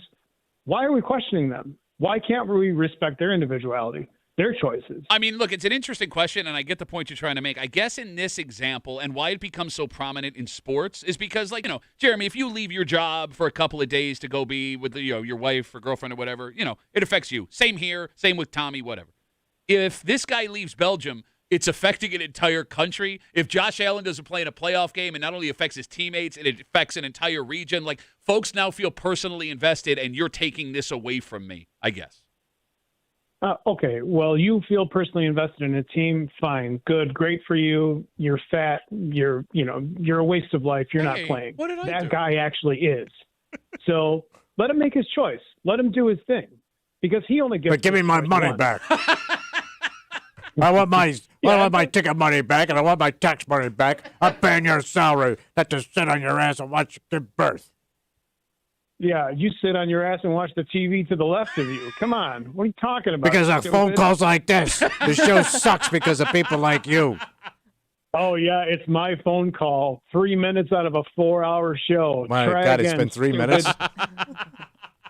I know. It seems like an eternity. So, Jeremy, Bye, you Dick. are – bye, Jeremy. All right, so Jeremy is pro letting him go be there for the birth of his child. I do wonder how his teammates feel about this. Yeah. Because you wouldn't dare say That's something. who's really going to be affected the most. But right? nobody on that team is going to go to him and be like, you have to be here. You wouldn't dare. But And- it affects all of them for sure, right? Yeah. You're taking a key guy out. Yeah. Like you're By gonna. the way, have we to- don't even know if he's a key guy. I don't know. I don't know. But, like, you shouldn't say anything because you can't be sure how you will feel if and when the time comes. Or You if have to leave make for an emergency. Okay, yeah. Like, look, man, you know, it's easy to be like 22 years old and be like, oh, you got to be there, or be your age and never having a kid and be like, oh, you got to be there. But, like, perspectives change, values change, people mature, people grow, right? That's why what you are saying is so amazing here. You've never had that perspective. Yeah, let me tell you about the thing I never was a part of. And what I never say in front of my wife. I get the concept. You literally just said dads are like lamps. They are. Yeah, they light up the world. Or you can just turn them off and go to bed. If you want to So criticize, sick of this day. if you want to criticize this guy for something, Yeah. I think it might be fair to criticize him for his timing. Yeah, I was just thinking that too. I wonder if they were trying or if this was like, slip. you know, didn't mean to, but here we are. Look, just get out a little faster next time. Like this happens once every Yeah. 4 years. Yeah. How did you time it so poorly? Okay. Terribly. All right. That's a good point. I think I know. All right, so congratulations to the Doku family, their new baby, and good luck to that French soccer commentator on finding herself. Yeah, how did she get? She got. It's not even her country. Bro, I know nothing about the World Cup. I've not been following this tournament at all, and I got 5 stories fed to me on the sports stuff that I'm on about this woman. Not even about the guy. Yeah. We got this story That's through right. the About the woman. French chick? Yes, Yeah. it's bad, and we know the French are a little rough about when they're angry with someone. Oh yeah. Just saying. Mhm. Let's take a break. We are not fishermen, so we need a little bit of help All with right. this, outdoorsy people, because somebody has caught an unbelievable record. Is this a record? It's a No, record. because I Big saw ass the fish? record and it's even bigger. Oh, wow. Wait. Yeah. So it's a big ass fish. Yeah, it's a huge ass fish, and someone in the room is worried about someone else's potential safety. I don't know. I didn't know they could be this big. Yeah, I can't even picture how big a fish this. How big a. How Sounds big like you're it can describing get? a Thank you. shark. All right. Yeah, all right, we'll tell you what we're talking about. We'll do it next here in the break room on C.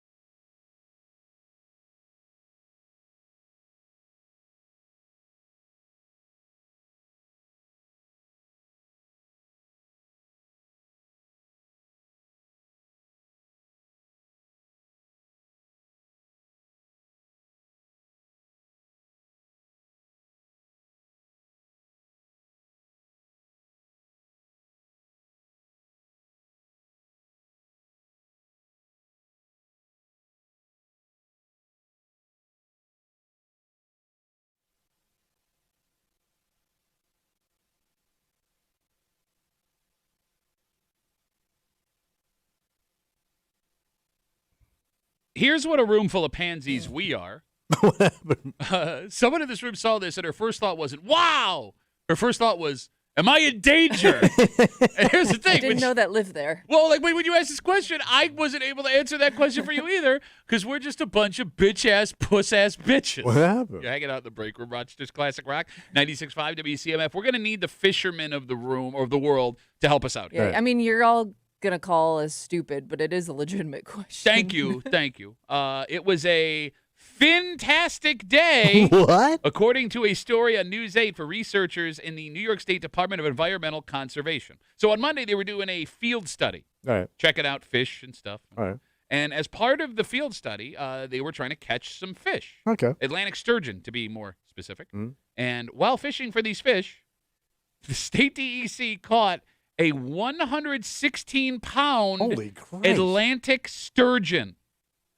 Let me say that again. Yeah. They caught a 116-pound fish in the Hudson River. That's the size of a sailfish, like you see mounted on Oh, a wow. wall. Thank you for telling me what that is. The other thing I don't know about. You've never seen a sailfish When mounted would on a I wall? have seen a sailfish mounted Almost on a wall?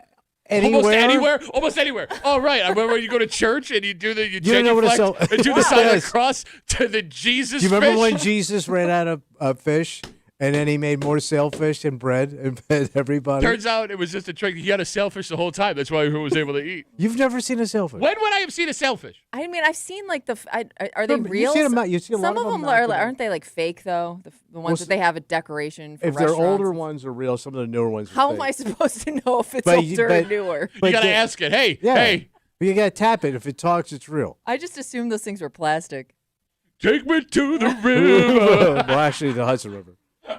That's a huge ass fish. Yes, I understand that 116 pounds is a giant No, ass but I'm fish. just trying to, in perspective of people that actually Again, get out of the house once in a while. No, where can I catch a sailfish around here? You got to go to the Atlantic. You gotta once go- you start now. Well, again, name one place. They're everywhere. Name a single place in Rochester. You that- can't get it's no, a saltwater no, fish. No, name a single place in Rochester that has a sailfish mounted on the wall. Guys have that sport fish that are rich that went to Florida to fish. Are you saying and words? they brought the fish back Okay, and they mounted it. so just any to- guy that saltwater fishes as a hobby who lives here, who catches that fish, Yes. will have it mounted and have it at their house. So I just want to point out with Tommy's Pittsford ass, he assumed everyone listening has a rich friend. No, you've who seen one goes- somewhere. Who goes ocean fishing, catches a sailfish, and then has the money to keep it and mount it on the wall. It's very expensive. Name a public place in Rochester that has a sailfish mounted.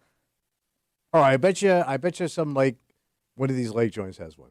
Oh, I know where it is. Oh, I got one. Where? It's Hedges, a 9 Mile Point, has the sailfish mounted on the wall. High-end bar restaurant. Well, yes, And yeah, and well, it's why? real. Because they sell grilled lamb and makes them high end. Yes. Yeah, it kind of does. All right. So And you do dine on the water, which is kind of nice. shut up. Kimmy, Yeah, you saw this story. yeah. What are you scared of? What was like, it? I know it's not a shark. I'm not stupid, but if You that didn't know what thing- a sailfish was. Thought it was plastic. No, I did. toy I just fish. It is a plastic toy fish. Anyways, so I also saw that they found one that was like 220 pounds like a year or two ago. Okay. So if like there are fish like that big swimming around the bottom of the lake or river or whatever, Sure. can that if that thing mistook me for food one day, Mhm. I mean, am I dead? Like could that thing just carry me down and drown me? Can a 116-pound Atlantic sturgeon kill you? Well, 252 would they? WCMF. But I don't Because the know. problem would they? I mean, did they find you as a I don't know. predator? Well, or, I mean- or a, something that they want to eat? A bear doesn't want to eat you. A bear doesn't see you as a predator, but it can kill you. Well, because they feel threatened, I guess. Okay, All so right. like maybe the sturgeon feels threatened. Can a sturgeon kill you? A 116-pound fish. Does it bite? I don't know. Well, I mean, it's got got teeth, don't it? I don't know if I it don't does. either. To be fair, I have no idea. Like, how dangerous would a 116-pound Atlantic sturgeon in the Hudson River be? Yeah, but you've never heard. Like, there are dangerous fish. Like there's the headliners, right? Okay. Killer whale, kind of built into That's the not title. a fish. That's a mammal. Anyways, a fish in the water bites your ass. It's a You gonna- fish in the you water. gonna argue? You bites shouldn't be your doing this. You're a mammal.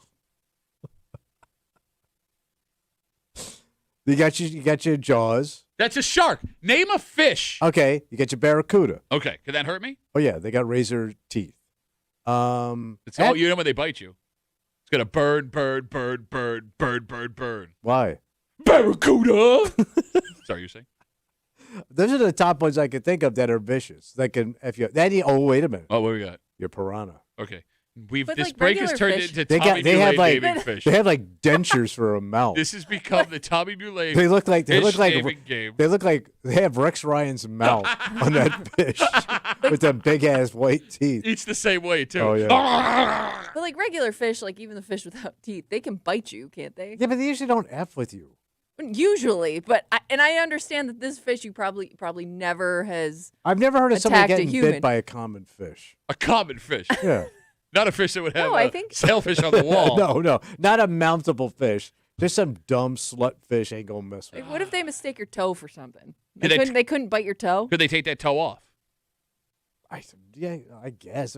When do you hear about it? Well, you I wouldn't don't hear know. about it because they've drowned because the fish took them under. Okay. 252 WCMF, the state DEC caught a 116-pound Atlantic sturgeon in the Hudson River earlier this week. The fish is huge. It's not even a record for caught sturgeon, Kimmy. You said the record was 200-something pounds? I saw that wasn't even the biggest one. The biggest one they caught was like 220 pounds or something like that. By the way, this fish was 5 feet 11 inches. Yeah, that's huge. So Aaron writes us. No, I'm sorry, not Aaron. Jacob writes us. Instagram, Duffy on WCMF. They can get up to 800 What? pounds. How do you know if you never caught one? 800 pounds. And by the way, Perry says sturgeons are carnivores. Oh, But so like they eat to- other fish. But like Tommy's mom, they're bottom feeders. Which is weird because I heard most people were feeding on her bottom. Yeah. Yeah, I get it. Can we Google if sturgeon eat meat and what kind of meat they eat? We're doing the show as Dr. Seuss for the rest of the day. No, man, I wouldn't mess with it. Could you imagine No. hanging out in the river and all of a sudden that brushes against your leg? Because it would go for 4 minutes. Yeah, no It kidding. would brush against your leg. Yeah, if you're like in a kayak or something, you would think that's a baby whale or something. Like it's up the Hudson. You would think it's a baby. What else would you think that is? Oh, yeah, you got one of them baby There's a whales whale. down there. When I see one of these, my buddy caught one in the Atlantic. You know, one of the buddies everyone has that catches fish in the Atlantic on fishing trips and then mounts them on their wall. You dumbass. Aaron writes us on Instagram, Duffy WCMF. He said, I heard a sturgeon baits people with garbage plates and Jetty beer, and then it's game over. Yeah, they can eat other fish. They eat they eat fish eggs. See, they eat a rocket ship. They eat stuff. Yeah, They found got a at the bottom. doll's eyes. They got lifeless eyes. All right, so we're getting some more information. Right. Clark writes us on Instagram, Duffy and WCMF. According to Google, they are toothless bottom feeders, so they can't hurt you. So it turns out they're related to Tommy in some way. A bunch of toothless bottom feeders. But they're dangerous if they jump out of the water and hit you. Could you Oh, I imagine? didn't think about that. They jump out of the water? Could you imagine being hit by No. a 120 No. pound So, like, fish? what do they go up like those gigantic whales do to flop? I don't know what an Atlantic sturgeon looks like. You're asking me these questions. The break, I think they do it like a whale. the crux of the break is we don't know what we're talking about. Please help us. And you're going, let me ask you some follow-up questions about the Atlantic sturgeon. You're gonna need a bigger boat. Shut up, you. Oh, my God. I'm looking at a picture of it. I'm watching a YouTube video With that a big Rob sturgeon? sent us. Large. Yes, of a couple that caught a sturgeon. This thing is huge. It's like the size of a Rottweiler. Yeah. They're really creepy looking. God, yeah. They're like dinosaur fish. Yeah. Yeah, they're a little gnarly. All right, well, beware. Okay. You're a flying sturgeon. Flying sturgeons the size of Rottweiler. Okay, so Kimmy, Yeah. I think what you have for record sturgeon caught is in New York. Yeah. The largest document. That's what I was talking What's the about. largest Sorry. Yeah. ever? The largest Oh, documented. probably in the Amazon. The Atlantic near the Amazon. No, they're in the Amazon. The Atlantic Ocean near the Amazon. I think the big stuff's in the Amazon. The largest documented Atlantic sturgeon on record. 7,000 pounds. 811-pound female caught in Canada measuring 14 feet long. 14 feet long. That's a shark. That's the size of a big ass Yeah. shark. What else is 14 feet so I can get a grasp on how long Jaws. this thing is? No. You measure from the Something tail in life, you from the idiot. dorsal to the Something tail. that I see on a daily basis. It's 3. That's Well, when's the last time you saw your mom? Bro, She's a big old sturgeon boy. that's 2.5 me's. That's how long that thing is. Just as dumb and loud. 10 U's. 10 uses. I hate everything about you. Let's take a break. What is there good eating? I don't think you can I eat don't sturgeon. think they're, because they're bottom feeders. You eat catfish, they bottom feed. A lot of people don't eat catfish. A lot of people do. A lot of people do eat catfish. Southern people eat catfish. Nothing wrong with them. What? Michael writes us on Instagram, WCMF. Ricky's on Long Pond, Atlanta has a sailfish hanging up. Oh, yeah, Ricky's. I love Ricky's, actually. Yeah. And now that You've been there? I've been there. I used to go there all the time as a You kid. didn't look at Well, the I sailfish? remember Now that I'm seeing thinking it about on it, the I've seen walls the of sailfish. places, but I guess I just always assumed that they were just like fake decorations. No, those guys caught those fish. I didn't know those were called sailfish. I thought they were all swordfish. Swordfish different. No. No, it's got a pointy nose. Yes, So it that's a does. sword.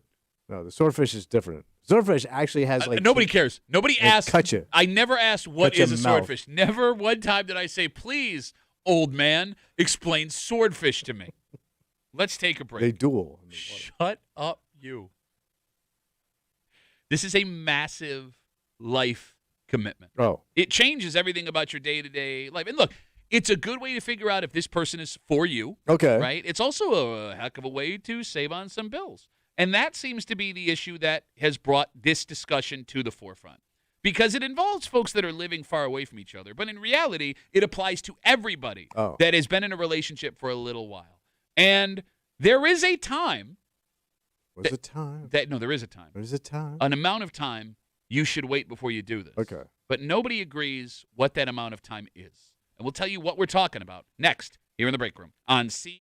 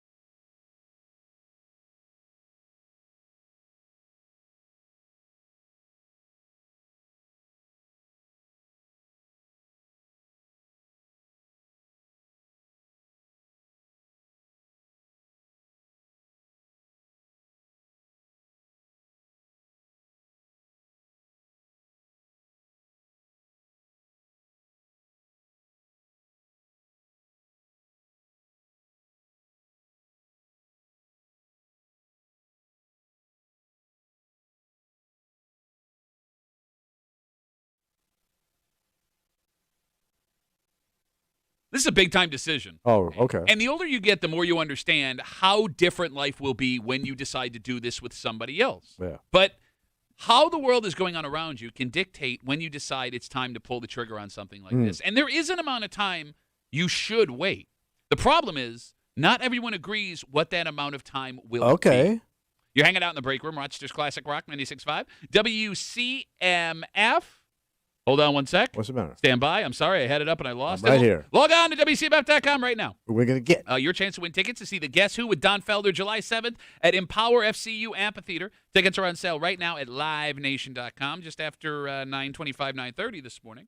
It looks like the Bills roster is pretty set in stone. Okay. But there are 2 former Buffalo Bills that are listed as available, the top 10 available free agents in the NFL right now. And both of them are big names. One that Bills fans may be open to having back. The other, not so much. Okay. And we'll get to it just after 9:30 here in the break room on CMF. In front of me, I have a story about long-distance couples and moving in together. Oh. So the story in the New York Post talks about how many people, thanks to dating apps and websites, are now meeting folks from out of town and starting long-distance relationships. Right. And just to go off on a tangent with that quickly, Kimmy and I were talking about this off mic the other day, a couple weeks ago. The amount of people we know that have opened their dating search to Buffalo, Syracuse, Toronto. So really reaching out. Yes. Yeah. So I have a friend of mine. She's single in Philadelphia. She expanded her parameters to Washington, D.C., and has been taking a train from Philly to D.C. Yes, she is. To go on dates Nice girl. with Nice guys that she meets. So it seems that there are more long-distance relationships now than ever because of the ability. But it's tough to make it work. Okay, and that's the problem. Not only are you having an issue with the amount of time you're seeing people, right? Long-distance relationships are expensive. Oh, yeah. So in this story, they figured out that the average long-distance couple in America is now spending $7,000 a year combined. God damn. To get together annually. That's in 7 G's. That says travel. That's travel. That's potential hotel rooms. Maybe they're meeting halfway. Oh, but yeah. the average couple will spend $7,000 a year. So it's led to a new phenomenon. Folks meeting long distance, hanging out together a couple of times, realizing they like each other, and moving in. So somebody's going to move. Yes. And now the average long-distance couple from meet to move-in goes 10 months. Not even a year. 10 months from meet to move-in. That's insane, right? Yeah. Right? Because you got to give up everything. Thank you. Well, somebody does. Especially if you're going way out of your way, like you don't know anybody else in this town. And really. what are the odds that you would if you're going to another city? Like, let's walk through this. You ready? You live in a whole other city. Mm-hmm. You're not actually seeing this person you're dating on a regular basis, right? And with technology, you can communicate nonstop. But I would argue there's a difference between texting and FaceTiming compared to being in a room with somebody. And after 10 months, one of those people is packing their entire life to go to a brand new place with this person they kind of know. Right. Are you guys cool with this idea? Well, I kind of, in a way, the person that is going to uproot their life kind of makes you look like a loser, man. Like you got nothing going on. Like you could just pack up and move because you want to be with this person. But like you have the more flexible job, or you're in love. Yeah, but you're also the one moving. Like you're the one being submissive to the other person. Oh my God! You're gonna show up, Says with man who moved into his wife's house. Right? You want to be me? You want to be me? No, I don't. You're a wise guy. No, I don't. So you're gonna show up with your little pathetic bags because they got the upper hand. I think it looked like a loser. Thoughts, Kimmy? I was going to say, so I wonder if people are moving a little quicker with stuff like this because the people who are expanding their searches and finding people longer distance may be a little bit, I don't want to say like older in terms of like old, but maybe they're in a little bit more of a hurry to settle down and find somebody. Because you're going to die. No, because if you want to have kids or something like that. Socks!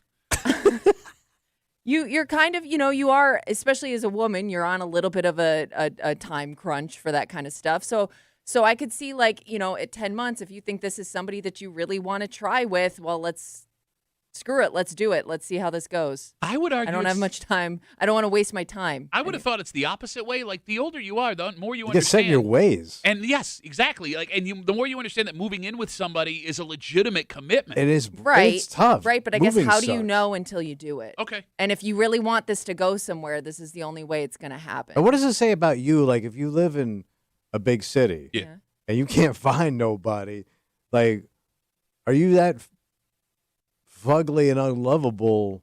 What am I getting here? It may Sometimes it's be. just about the way you find connections with people. I don't know. You can't find anybody in the tri-state area? Bro, I watched you for 10 years bounce off of ugly chick after Oh, I ugly was chick. bouncing around town, baby. No, not in a fun way. Boom, bada bing, bada boom. Hey, All right.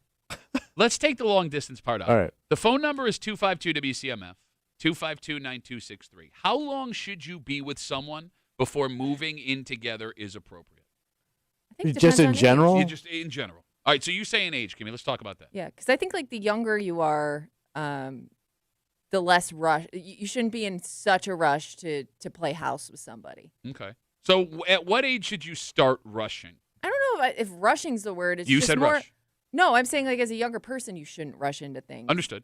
I think like once you hit like 30s and you're kind of more, you're probably maybe more established in your career, She so you started like you getting got to that dry locked. zone. You got that locked down. Not the auto zone, the dry zone. One of the worst Kenny Loggett songs of all time. Highway to the dry zone. There are other things in your life that are more stable, so you can That's his focus. show. So you can focus more on a relationship and All right. making it work than you would maybe at 21 when you have other priorities. All right, you're 37. Yeah. Okay. More or less than 10 months before moving in with somebody. If I was dating, If you're dating right now, are you waiting more or less I than 10 think months? at 10 months is kind of like that point where you're like, let's either make this a thing or you just don't want your time wasted anymore. So, like, if you really want to know if somebody's serious, this would be the way to do it. All right, Tommy, let's say you're 32 years old. Yeah. More or less than 10 months to move in with someone. 10. You got to at least more than 10. More than So 10 a months. year? Yeah. Okay. That's only You know 2 what I more mean? months. I guess, too, it's... I'm sorry. I talked over you. I said that's only 2 more months. Well, I think I like a year. Okay. It's like an anniversary almost. You know what I mean? All right, but if you make it that, like, it's just going to be a clock until you get to a year. You realize that, right? Like, if she wants this to happen or he wants this to happen, one of you is going to be watching the camera go, okay, it's time to move in now. Yeah, true. All right, so look, when you live in the same town, you don't need to rush it, right? Bro. Like, I get your point, Kimmy, about being older. You don't have to dive all the way in. Exactly. Yeah. Like, you could even, like, let's say you are worried about, like, you know, time's moving fast and you could still, in theory, get pregnant, be together, and not live together right Not have away. the traditional situation. Not that you would want to right, have but that person's there if Okay. you need them. Yes. Yeah. But at the same time, I mean, living together would be much easier. Your job wouldn't be affected when you're in town together, right? Oh, sure. Okay. Your friendships wouldn't be affected. You would actually save money in rent or a mortgage. And if it didn't work out, it's just a matter of a day your friends are free to get all your crap and get it out of there. You know what I Yeah. mean? But 10 months, even a year, seems like a short amount of time. To go long distance, you know? No, Or I'm talking just about even in general. Oh. Like, I mean, Well, it depends how comfortable you are with each other, too. Like, if you're at the point where you're almost living together. Yeah. You know what I mean? Like either she's over your You've got place or you're stuff. over there constantly. Like, you're almost kind of there. And the comfortability of you and her in the house. And the money you'd save. I hate the argument you just made. You know, if you're already pretty much like hanging out together all the time, you should just move in because it's the same. Yeah, I mean, but then It is 100% not the same. Well, then why are you hanging around so Yeah. much? So, obviously, something's pretty No, good look, around here. look, I like spending time with you. There is a difference between enjoying spending time with someone and enjoying living with someone. Because if I have a toothbrush at your place and I'm spending 3 nights a week there, 4 nights a week there, right? Like, you're right. We're almost moved in together. Yeah. But I have the ability to go back to my place. You do. Like, You all of do. my stuff lives here. I can have friends over here. You do not have control over my domain. All right, but how much of your stuff, I guess, how much stuff is parked in each other's house? Okay. Again, it's still different. Like, that is Yeah. such a your dad argument. You know, you're pretty much living together. You might as well do it. You know, make the baby Jesus happy. Put a ring on that finger. It's totally different. Man, think about how much easier your life would be. Our wives aren't listening, right? No, not at all. Think about how much easier your life would be. Yeah. If 3 nights a week you could go sleep somewhere else and do whatever you wanted. Yeah, but I'd she would be there. I'd You would be just Sicilian. be going back and forth from place to place. Maybe. Yeah. Well, Maybe, then maybe you're not in a serious relationship. So you're telling me to be in a serious relationship, you have to spend every single night together? I mean, No! if you're getting to the point where you're going to move in together, then probably. That is insane. It also depends on how familiar she is with your apartment or house, whatever, right? What do you like mean? if she really knows her way around. You know what I mean? Yeah. Like she brings food over, she parks her stuff here. I mean, she's starting to nest. I think if the chick's coming to your house and really starting to like leave things, like, personal items, I think she thinks that this is a thing. No, to her point, I'm sorry, I didn't mean to cut you off. To Tommy's point, nobody warned me about this when I was a kid. The nesting. Nobody warned me about the Oh, nesting. yeah.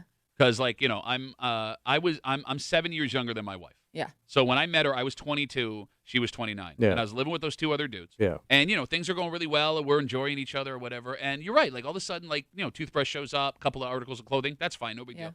She started cooking in our kitchen. Yeah. And, she started, putting groceries in there for her to use later. Feeding you. But, that's what I thought. I'm like, this is like an idiot. That's kind of a move-in. But I didn't know it at the time. I'm like, oh, this is awesome. Like, she make me food. What I didn't know is she was slowly working her way into my life where I would never be able to escape. Not that I wanted to. No, but that was the plan. And nobody told me about this. Nobody said this was a thing, and it's a thing. It's totally a thing. I think when she has personal items, groceries that she likes, medicine, anything like that, yeah, she's moved in. She thinks this is moving forward, not that, hey, we're still experimenting here.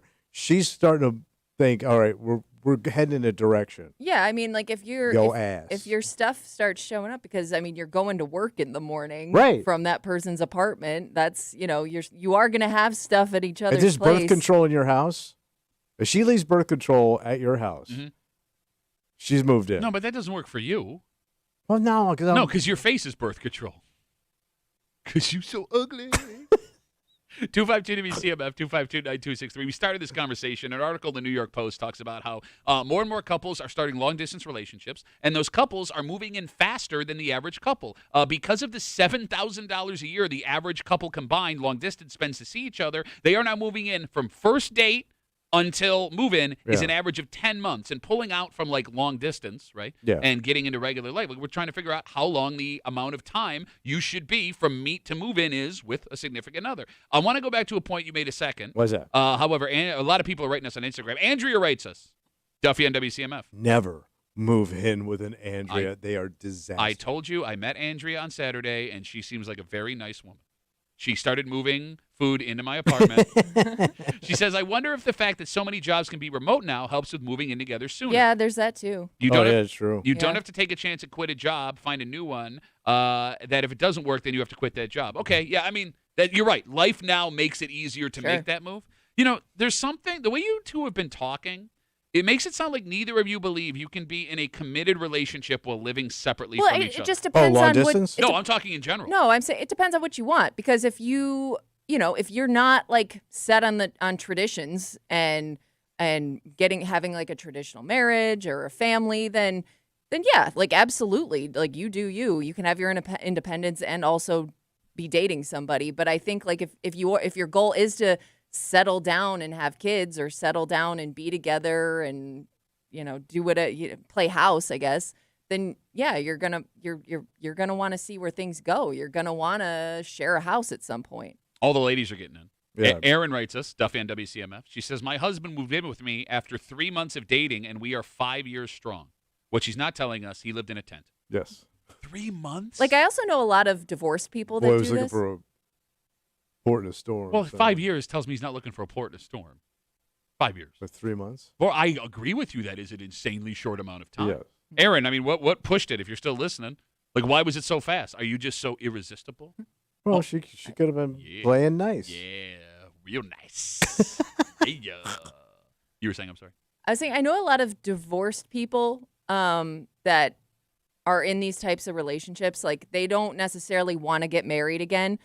They kind of liked their independence, so they do find situations where, whether it's long distance or they live in town, but they'll still establish their own residence because they don't want to live with somebody, at least right away. Sure, I get that. Okay. Yeah. Although it is kind of silly, I'm paying for the same amount of bills in a place that I don't really know. Yeah, but they've been in these relationships for years, some of them. Michael writes us on Instagram, Duffy on WCMF. My girlfriend and I took 4 months. We've been together 4 years now. It's funny. The first night we met, she told me not to touch her. 4 months later, we were living together. Damn, 0 to touch. Why did she say don't touch me? Don't touch me. What were you doing? Don't touch me. What were you doing? Quit it. All right, here's Luke's line. All If right. you let her go and hang out while you're at work, then you might as well just move in together. Oh, so she's at your house when you're not home. Yes. Okay, I was thinking about this. Let's say she's not, you haven't moved in together yet, but like she has friends over Okay. at your house. That's a thing? Well, let's say, Well- so and so's coming over for a little bit. We're gonna hang out for a while Okay. at your house. She's pretty much moved in, man. That would bother me if Hell yeah, it would bother me. Yeah. Like you in. You know, it's funny, too. Like, when we talk about the little things you don't realize, like, you're in a serious, Yeah. committed relationship. Like, again, when I'm 22 years old, I meet my wife, whatever. I will never forget. It was, like, my first, like, not crappy car. Yeah. I had that Subaru Forester. Yeah. Right? So, she stays the night at my place, and I wake up, and she's not there. And I go, oh, okay, no big deal. But then I realize I drove her to my apartment. Yeah. And I'm like, did she walk from Winton to the hospital? All right. And I look out the window, and my car's gone. Okay. And my first thought wasn't, This is my car now. I thought that she stole my car. Like, I'm Yeah. legitimately You were like, set up. she just stole. Like, it all started to make sense. Like, Yeah. she was way too good looking to not want to steal my car. All right. But no, she had taken my car and she went to get us breakfast and come back, and it was a really sweet thing. But I couldn't get over the idea, and I never brought it up. Yeah. To this day, she does not know I feel this way. Well, she does now. Well, but she's at work. I never brought up the fact, like, hey, you didn't ask if No. you could take. You just took my car. Yeah. You just took my. Because she was that comfortable. Yes, but like that's not cool. You know what else we're not thinking of, and why maybe the process has sped up a little bit? I mean, we're also assuming these are two people moving in together that have their own places, which may not be the case. Oh, Like, then those maybe could be they had two a- people with roommates that just want their own space Yeah. together because you never have any privacy. right. Like that could also push things That along. would be a younger couple, I would Not think. necessarily. I don't Not know. right now. Yeah. My ass living with somebody. Bro, you think you could afford I your own know. place if your wife kicked you out right now? Yeah, they got those little container houses. You'd be living in Pat's house. His jerseys would crush you. God, what I would give for my jerseys to kill you. What a nice, Your mouth is doing it. what a nice closed circle that would have become. You know what would piss me off too? So let's say she's like over at your house, right? She starts telling you what to do, like a wife. Yeah. Like she starts pulling wife moves, and she ain't got wife credits yet. Yeah, you ain't got wife credits. But you know what I'm talking about. Well, you shouldn't do that. You should close this. Pick that up. Like if she starts bossing you around like a wife, and you're not wifed up yet, that's a tell, man. She's already like, you're mine. But like the younger This is mine. the younger you are, the less you realize that's a thing. Like you Yeah. had to be married to understand. Yeah, I had to be bossed around a little bit first. Exactly. Like it's so easy as a young guy to fall into that Okay. trap. Like all of these things, the groceries, the taking of personal items, the instructions. Yeah. You're right. You're just like, oh, Yeah. okay. Like you don't realize all Well, of you those. see it as like her taking care of you. No, you're also playing for that knob, I think it's more that. which is Well, a great game both, show but in But Japan. you're also getting a plate of food. Play that knob. Which is where they do it in English because it's in Japan. Well, it's a worldwide show. I mean, I guess it all comes down to what type of person you are. Yeah. Because there are folks who are You're a really good. sucker. There are folks who are really good at being aware of other people's feelings. They're Yeah. sensitive to their needs. They're aware of what they need to do to Yeah, keep those the are called peace. women. No, they're not, because my wife stole my car. There are also folks who are very selfish, not because they intend to be, but because they've never had to think about anybody else. Okay. You understand what I'm All saying? right.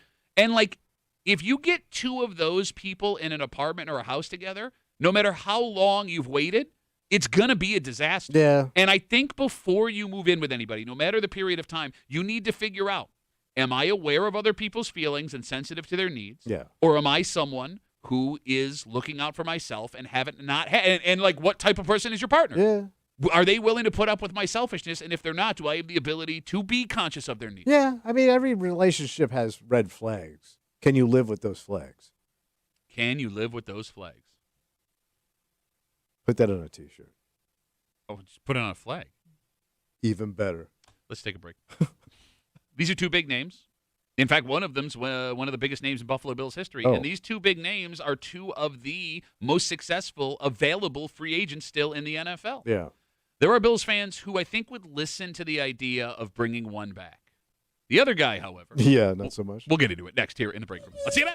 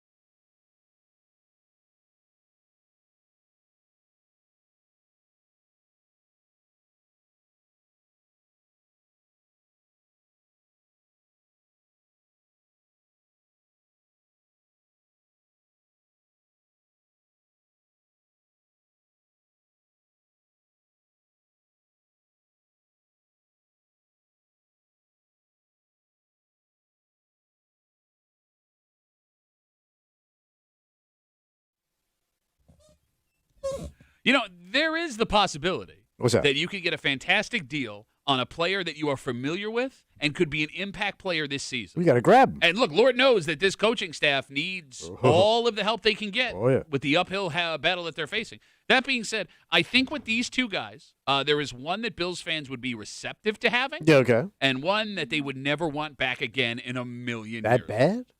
You're hanging out in the break room. Rochester's Classic Rock, 96.5 WCMF. So we're about 5-6 weeks away from training camp opening. Yeah. Most NFL rosters are now set. Yeah. Unless some kind of injury happens, there isn't going to be like a big free agent signing. Yet there are still big-name free agents that are available. Let's grab one. And on a list of the top 10 NFL free agents still available, there are two players that the Bills are familiar with intimately in the top 10. One of them is defensive end Joey Bosa. Oh. Played last year, signed a one-year deal with the Bills. He had 5 sacks, looked really great in the beginning of the season.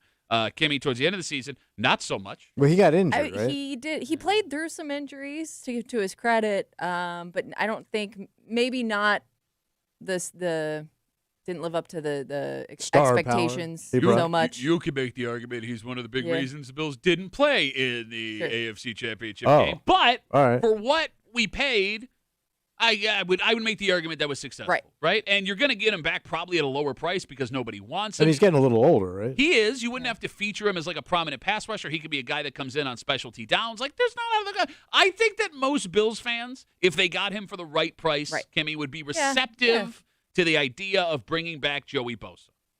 Then there's the other guy on the list. Yeah, who's that? Who's that guy, Tommy? That'd be Mr. Diggs. Stephon Diggs, wide receiver, still a free agent. Now, he has seen 2 teams since he has been with Buffalo. I'm trying to think. Would Joe Brady have been his offensive coordinator? Yeah. 2 years ago? It was 3 years ago. Was it 3? Yes, he went to Houston. Yeah, I forgot about Houston. Was he the offensive coordinator for Diggs' last year? I mean, he was there. Understood. I don't. But I'm wondering, like, how much interaction. Because Diggs kept blowing him off. He wouldn't even look at him. As the quarterback's coach, he wouldn't have been telling Stephon Diggs, I need you to do X, Y, and Z. Why is 2023? It's when he, in November of 2023. Is when he took over. So Diggs was in New England in 2025, Houston in 2024. So he would have seen the back end of Brady's first year as the offensive coordinator. Okay, so they are familiar with themselves as well.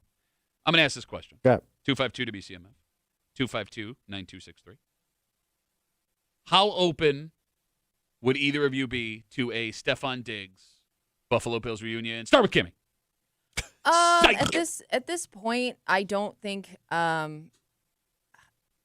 just don't see, aside from what he can do on the field, I just don't see that relationship being repaired between. Okay. It seems like him and Josh, they went their separate ways. They both said the right things. They both, acted like they were cool about it. But you did see their relationship deteriorate throughout his time in Buffalo, and I just don't see that being repaired. Coming back into the organization. So you're a no. I'm a no on that one. Tommy Muley, a nation turns its lonely eyes to you. Yeah. What about it? Would you be open to having Stephon? Yeah, man. He's entertaining. Yeah, for the wrong reasons, though. And he is good. Okay, so let's talk about that. Let's talk about. Hey, doesn't a guy deserve a second chance the third time? Stephon, if there's something there's a pattern now. Diggs has been around long enough, played in enough big games where you start to notice. Stephon Diggs gets really good numbers. Yes. In games that don't matter. Mm-hmm. If he needs to go play a former team of his, he'll show up. Mm-hmm. Like, he had over 100 yards against the Bills. Go look at the Super Bowl. If you look at, like, Diggs' numbers in, like, AFC championship games or divisional games against the Chiefs, I mean, hell, the lasting image for Bills fans, his last moment as a Buffalo Bill is him dropping what may have been a go-ahead touchdown from Josh Allen against the Chiefs in the playoffs. And correct me if I'm wrong, when he does come up short. But we all come up short. Yeah, but I for never. For the glory of the Lord. I can't recall a time where he was like, yeah, guys, I could have done more. My bad. Well, that's part of the diva mentality, though, right? I mean, what a lot of these guys have. Okay, I mean, look, you can be a diva. I mean, they're showboaters. You can be a diva. You just have to back it up with the play, and it gets to a point where he's got a Ferrari. It gets to the point where teams don't think your diva is equal to what you bring to the roster, and it kind of seems like that's where Diggs is at now. So your hustle hasn't caught up to your diva. I mean, that's it. Kind of. All right. I mean, he's still a free agent. Doesn't he have legal problems? Yes, he does. I mean, like bad ones. That was the one legal one was. So there's another one settled. currently happening. Is The there? one that was really bad was dismissed, but then there's Yeah. like drama with his ex-girlfriend Cardi There's B. a lot of stuff. Yeah, there's a lot. They had a baby together too, right? It did. Okay. Wait, didn't she pull a move at the Super Bowl? No, Yeah. he pulled the move at the Super Oh, Bowl. okay. She showed up to But support she got him. pissed. Yeah, because she found out that another woman that he had a baby with had better seats than she did to the Super Bowl, and he did not tell See, her. this about is that. this. Why would you want that in your locker room? There was also the boat videos. Yep, you got the boat video. Is that the mystery substance? A mystery powdered Yeah. bag that He he also was. took the Ferrari to get donuts in the morning in a okay, snowstorm. you won't got drop stuck. that one. That is so cool. Is it? Wait, that's a positive for I you? know. Yes. Okay.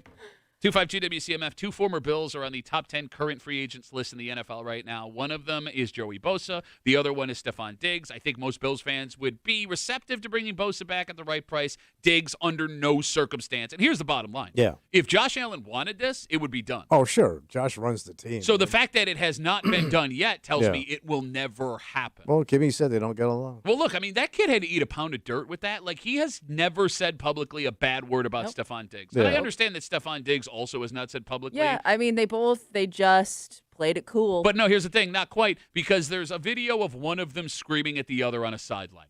oh, no, I mean afterwards. Yes, but I mean, Yeah, like, yeah. you don't see Yeah, Josh responding. Like, he does the leader thing where Yeah. it's like, if I freak out here, I know what the headlines are going to be Yeah. the next Yeah. day. You know what I'm saying? All right. So I- no digs. You know, there's somebody brings up something else here What? that I also am stunned by. Where'd it go? I'm sorry. I think it was Gage. Yes, Gage brings up, what about Matt Milano? Bills linebacker Matt Milano, who is a fan favorite. Dreamy. Every Been woman. around. And he's very quiet, right, Very- Milano?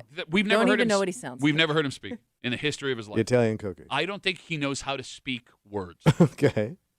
He's a free agent. Oh. Yeah. But he, again, these guys are getting a little old. He is long in the tooth. He's got an injury history. I just find it weird that no team was willing to take a flyer on Milano for what he's meant is to this weird. Bills roster Yeah. for the last 6-7 years. They Yeah. went with him over Tremaine Edmonds. Yep. Remember, they made a choice. Maybe it was the wrong choice, looking back on it now. But the fact that not a single team was like, we'll take a flyer on him. Yeah. I get not taking a flyer on Diggs because of the off-the-field stuff. But even Bosa, I mean, you can't add 5-6 sacks to Right. your team Yeah. Right. for, a close to veteran minimum deal. If there is one player I think still has a chance to make it back before training camp, What is that? Tre'Davious White. Oh. He's still a free agent as well. There is a stunning amount of former Bills that played prominent roles on this roster last year that have yet to be signed, which Is- says something. What does that says? Well, after the They don't need him? well, let me put it this way. What? After the divisional playoff game in Denver, they fired Sean McDermott. Right. And the argument was, we gave you enough of a roster to succeed. You should have done more with what you had from Brandon Beane. Yeah. And then when those players weren't re-signed, Milano, Tre'Davious White, and Joey Bosa, amongst others, nobody else wanted him. Okay. So maybe the idea that we gave you enough to succeed was wrong, because if no one else wants your players, how were you Okay. supposed to win with them? So it wasn't really McDermott's problem. No, I would argue if you have 3 defensive starters that no one else has signed yet, you actually probably overproduced what you should have. So Beans brought these guys in. It kind of seems Okay. like that. People don't see Well, the it'll be value. interesting to see because we found the other side of Brandon Bean, the general manager. You're talking about dark bean, very dark Bean. dark roast bean. Yeah. Right? Yeah, And that might really come home to roost. he put his ass on the line, man. Sure did. And Well, he's also getting mean. well, that's what I mean. He's getting Yeah. snippy. That's what Yeah. I'm saying. Is like Snippy boy. Super defensive. You laid your scrote out there. You're running your mouth. Man's so going to step on it, son. if it don't work out, We're you. We don't need anybody else. let's We not got the roster. let's not forget. He also said he doesn't care if the fan base gets pissed off because when we win, they'll come back around. Yep. Okay. But to do that, What do you gotta do? You got to win. We'll see. You got to win. Way to put a first-time head coach in that position. We come back, we wrap it up, we tell you what we're doing tomorrow next here in the break room on CMF.